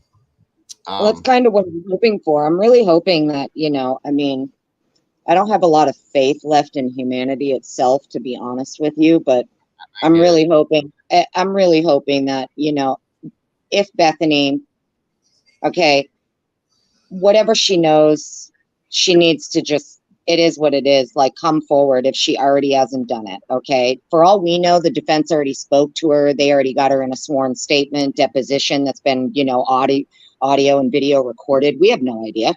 We really don't. I mean, for all we know, they've already spoken to her. They already have what they need, right? I do know that he's already agreed to give over his alibi, correct? If I remember correctly, that was one of the documents that just came out. He has agreed to give his alibi, and I believe it's going to be by July 21st. Yeah. Yep. Exactly.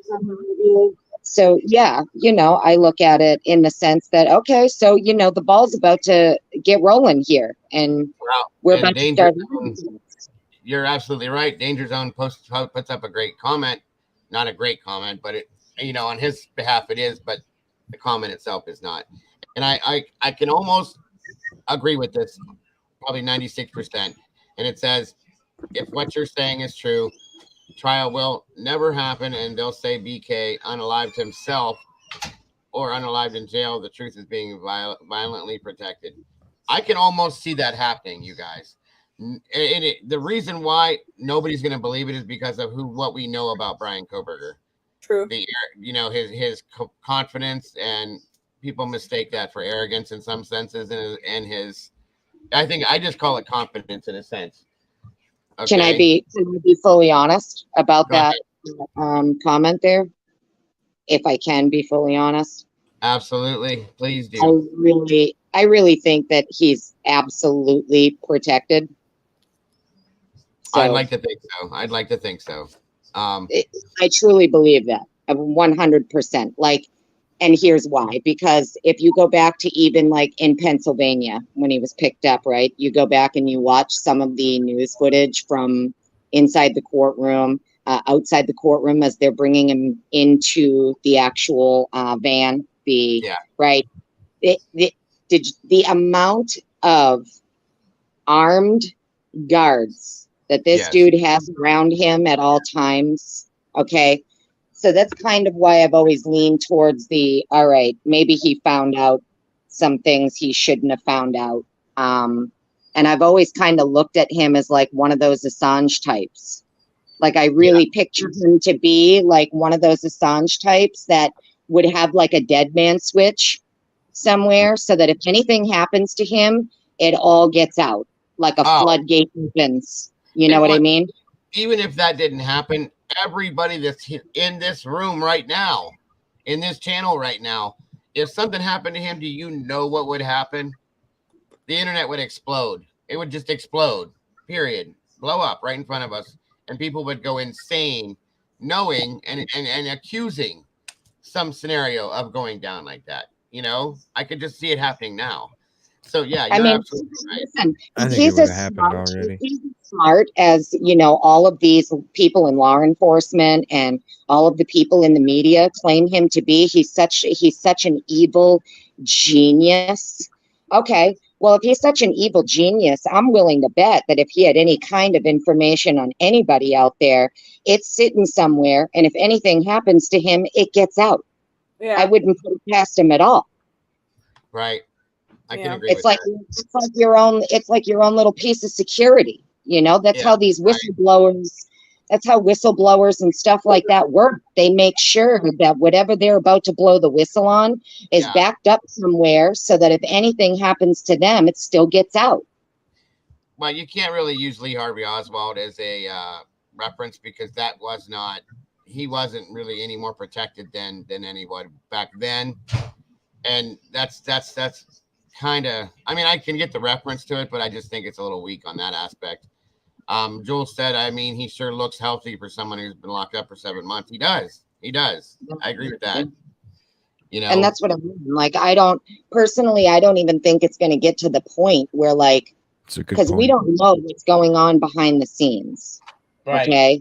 And even though it looks like the defense and the state are like bickering in their motions back and forth, and we're all like, yeah, you know, there is, I'm 100% sure, other things going on behind the scenes that we know nothing about. The state is well aware this dude is not taking a plea. It's not going to happen. You know, like I look at it as the state already knows what the defense is doing. The defense already knows what the state is doing. They're well aware of what each other is doing. I know a lot of people think that like the state can just like withhold onto evidence and then use it as like a bombshell or vice versa. It's not how it works. Yeah. It has to be presented in discovery. Nobody can hold on to something till the last minute. Tell this to Jennifer Cofferduffer. Oh, I know. That's what I mean. Yeah. Wait, what about her? No, just tell this. Tell all of this to her. You know. Because I was gonna say don't. Anyway, sorry about that. Joel said Oswald was off so that the truth wouldn't come out. So I do see the Revlins. That does make sense. And then right behind that, she said, "And let's not forget that the CIA." If I remember correctly. Yeah, but Lee Harvey Oswald was long before tiny little thumb drives that you can hide in the back of your TV and things like that. It's still relevant to what you know what I mean. It's the same type of scenario. Trying to get the truth I out. understand that. But like what I mean is back in the day, Lee Harvey Oswald couldn't hide everything that he knew onto a tiny little thumb drive so that if anything happened to him, the information got out. Which is We're in a technological era now where with what he knows about cloud forensics, data analytics, all of those things, he's in a much different position to be able to say if he did come across some really shady things that he shouldn't have, he would be in a position to be able to gather that and house it somewhere for it to go to where it needs to go to the right people, or if anything happened to him. Yeah. Do you see what I'm saying? Yeah. It's like my Assange theory, I guess we'll call it, with regards to if he was actually over there and stumbled upon some things he shouldn't have stumbled upon. That's just, I feel like how he'd protect himself. Yeah. Yeah, but you still have to have the people to help you. And so I think it's kind of like comparing 2010 NBA to 1990s NBA and saying which team would win. Everything changes with time, so technology also changed with time. So if you're going to be incarcerated and you're relying on whatever kind of data to have as a backup for security, the times change just as much as the way that you're able to keep that information hidden or secured. So as well as able to find it, is able to find the traces as well. So I think, I mean, to say that the CIA could be doing a better job because technology is better than what they did in the 50s and 60s, I don't necessarily know that that's true, because who says that the way that the 50s and 60s were, they didn't do a better job because they didn't have all that technology. Right. That's true. That's true. Coco had a good point. If you want to believe that he was on some kind of drugs at that point, when he first came in and was first put into custody, he does look way healthier than he did. Maybe he detoxed stuff. He was on something, and he's picked up some weight. He looks a little healthier now. So that's a good point and a good observation, Coco, because he does look healthier than he did. Well, the only reason I brought up the whole potential whistleblower type aspect is because when they served it's I'm going to keep mentioning it. When they served the search warrant on his apartment in Washington, there was very sparse, yet he leaves this very fancy laptop that's strategically placed on the counter. It's something that we've talked about before. ISP goes in, they go in, they take the laptop, they swab some drains, they look for blood, and they leave the TV. And then a week later, his defense team goes back with the forensic investigator, the digital forensic investigator, Batanti, who they hired, and they go and take the TV. And they take the TV as evidence for their side. So it's always made me wonder, okay, well, what exactly would be of evidentiary value to the defense with his smart TV? I'm not exactly sure. I have my theories, but that's kind of why I brought that up. But thank you for saying that, because I have two theories. The first one, it's not even that I don't think that he's completely innocent. I can't say that, because there are a lot of things that makes him suspicious. Okay, there are a lot of things that makes him suspicious. It doesn't place him in time and a crime scene, but it's suspicious, right?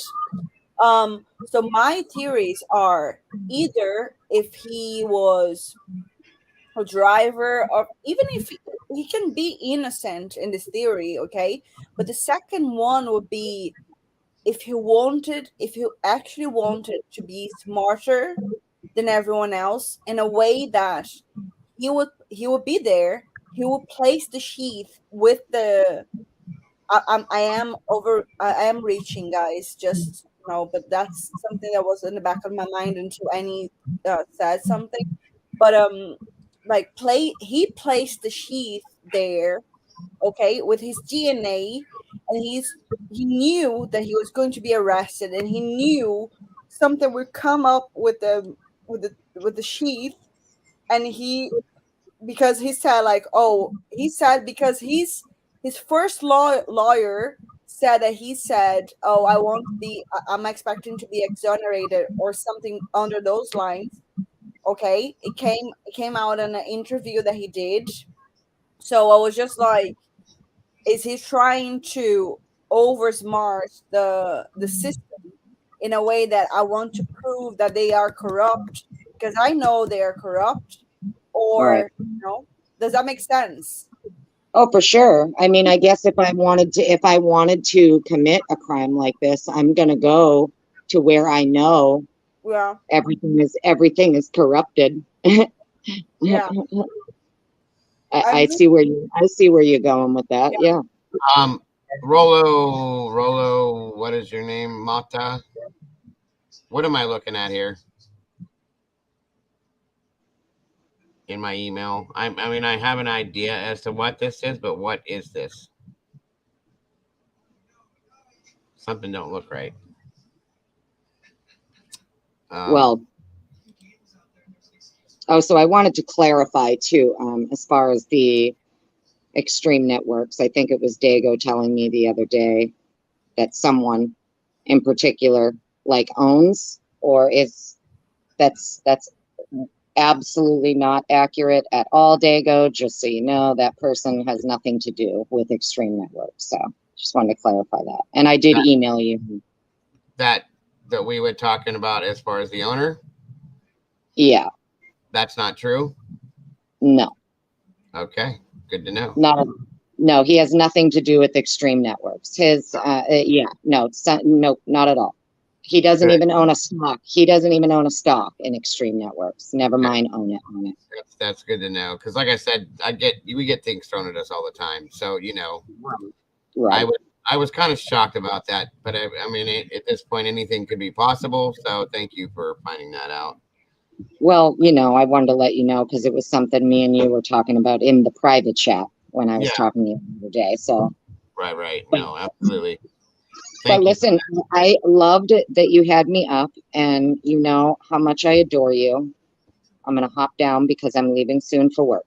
I'm out of here. Right. And I absolutely appreciate you to no end. As always, thank you so very much for being who you are and doing what you do. We appreciate you so very much. Well, thank you. I hope you guys have such an awesome day. You too, hon. You too. Don't work thank too you. hard. Thank you. Bye. Annie. Bye-bye. You're welcome. Bye. Thank you very much. Good vibes, Stacy, for the super chat. Says I 1000% believe he's under protective custody. They even let him wear his suit. That's a fact. I'm actually jumping out, guys. Thank you so much, Dago, for having me in the chat. Anytime, Miss Anna, anytime. You know that. Love you and love you, CJ, and love everyone else. And love You, in this you chat. as well, dear. You I'm as well. eating. I was sorry. Just for your information, guys. I wasn't naked. Okay, I'm wearing something. But it's no, you look fine. Who said that? People were saying in the chat before, saying like, "Oh, is she naked?" No, Of course not. She wouldn't. Like dressed or something. I was like, "No, I'm dressed." But I think She's there'd a have been a lady. lot more guys trying to jump up here on panel if that would have been. She's a lady. I'd be honest with you. Thank you so much, and have a good day for you there. You too. You too. Thank you so very much. Love you. Bye. You too. Bye-bye. And again, thank you so very much for that, Stacy. I appreciate it very much. So Gina says, can I ask why did he get the internship at PPD or not? We didn't drop it. We were just talking about that, Gina. That's very possible that he had the internship at Moscow, maybe. People are asking Anna to marry her and everything in chat. Thank you, Anna, for everything. I appreciate you. He's wearing street clothes because he has been found guilty or not yet, I think. Maybe. I'm not sure. What's on your mind, brother? What's going on?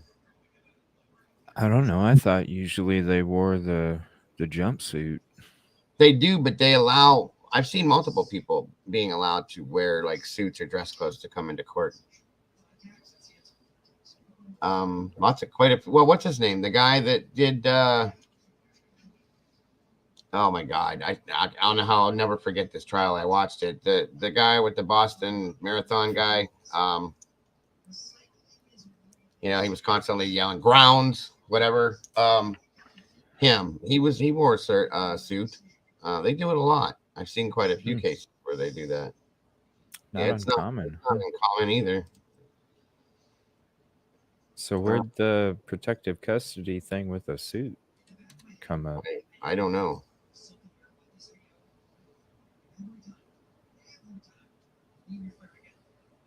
Oh, and about the Extreme Networks thing, I said he was a recruiter there, but it confused him with having ties to stuff.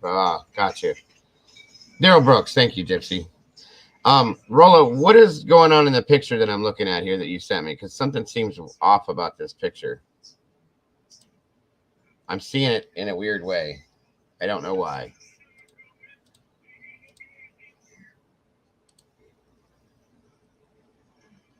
Dahmer had a suit. Yeah, a lot of them do. Hell, I'd rather wear a suit. Murdaugh, he wore dress clothes. They want you to dress that way. Yeah, the attorneys, they recommend that because it makes the jury look at you and like they normal. don't see you as a criminal when you're not in the jumpsuit. You know what I mean? It's just it's a psychological thing. And it's also respect towards the court and the judge and everything too. So I'm surprised some don't. Yeah, he probably shouldn't wear black though. I would say, he should probably lay it maybe a gray color or something lighter. But it is what it is. Well, at least it's not COVID. Then you'd. Yeah, I'd wear a mask. Have him in a mask. Yeah, that would be done. That would probably be horrible for right now. Yeah, Letitia, they were all dressed up. You're right. All right, guys. That lady. Yeah, she's a mess. What do you got going on tonight, brother? Unravel's gonna be on the show tonight, and she's got a bunch of stuff with the grub truck, stuff that I haven't even thought about checking into. So it's gonna be pretty interesting. Just going over, some of the updates or whatever, and probably take some calls or whatever. Sounds like a plan. I know I'll be there. Oh yeah. Sorry I missed last night. I had a bunch of things going on at home. Oh, I wasn't even live. You weren't live last night? No. I know you did that other scenario. That's right. Okay. I just put out a highlight that I wanted to wait until Wednesday. The Bread to Kill. Speaking of, he said that there was a couple times that if you're out there, Bread to Kill, hop up, bro, because there's a couple times when he was talking to me, he was like, there's a couple times I was going to hop up on Dago, but... You're welcome to anybody. That's what it's open for. Yeah, he did awesome. Yeah, I heard him. I was listening to him. Yeah, it was... Yeah, you guys don't hold back. I don't want you to. That's what this is all about. When I do these, that's why I do them twice a week now, because that way it gives you guys the chances to speak your voices. You guys have just as much right as we do as creators to talk about how you feel and think about these things. And in a lot of senses, it can help us with some of the things we're looking into. You know what I mean? You guys are just as good as we are at this stuff, if not better than some of us. It's the best part, too. It is. Of any show. Is your guys' voices. It's the best over any video or article. And I tell you right now, you guys, you can type in the chat all you want. There's no emotion in that. Nobody can understand. Hear the emotion or the passion in your voice when you're typing something. That's why I do this, because you guys deserve that. You put just as much time into this case as we have. You've been here with us since day one. You have the right to speak your voice on it too. And I want to hear it. So does DJ. Everybody does, Oh yeah, for sure. It's the best. Like, you can even tell, like, when I put out people call in or on panel, Right. Like everybody loves those because it's That's you know, why. stuff that maybe they didn't even think about. Yeah. That's why if you go over to GC, if you notice over in CJ's streams, whenever he's doing his thing, he invites people up all the time. You know, when he's done doing the thing he has to do, come on up, come on up. You know what I mean? Mhm. So same thing. You know, I do mine in a couple of times a week because usually there's other stuff going on and we don't have time. But Mhm. that's why I made it twice instead of once a week, so there's more time for you guys to do it. And I always, even on days I'm not doing it, I'll bring somebody up if they have something they have to say. So, all right, Lady Speedwell, have a wonderful night. I know it's late over there. Thank you for joining us today. I appreciate you. Now, I have to say we're probably going to bring it down now, guys, because we've been going. 3 hours, almost 4 hours. So I think you guys have probably had enough of me by now. All right, buddy. Well, I'll hop out and let you end the show. But yeah, no worries. No worries. Everybody have a peaceful day. Absolutely. You're live tonight. So yes, sir.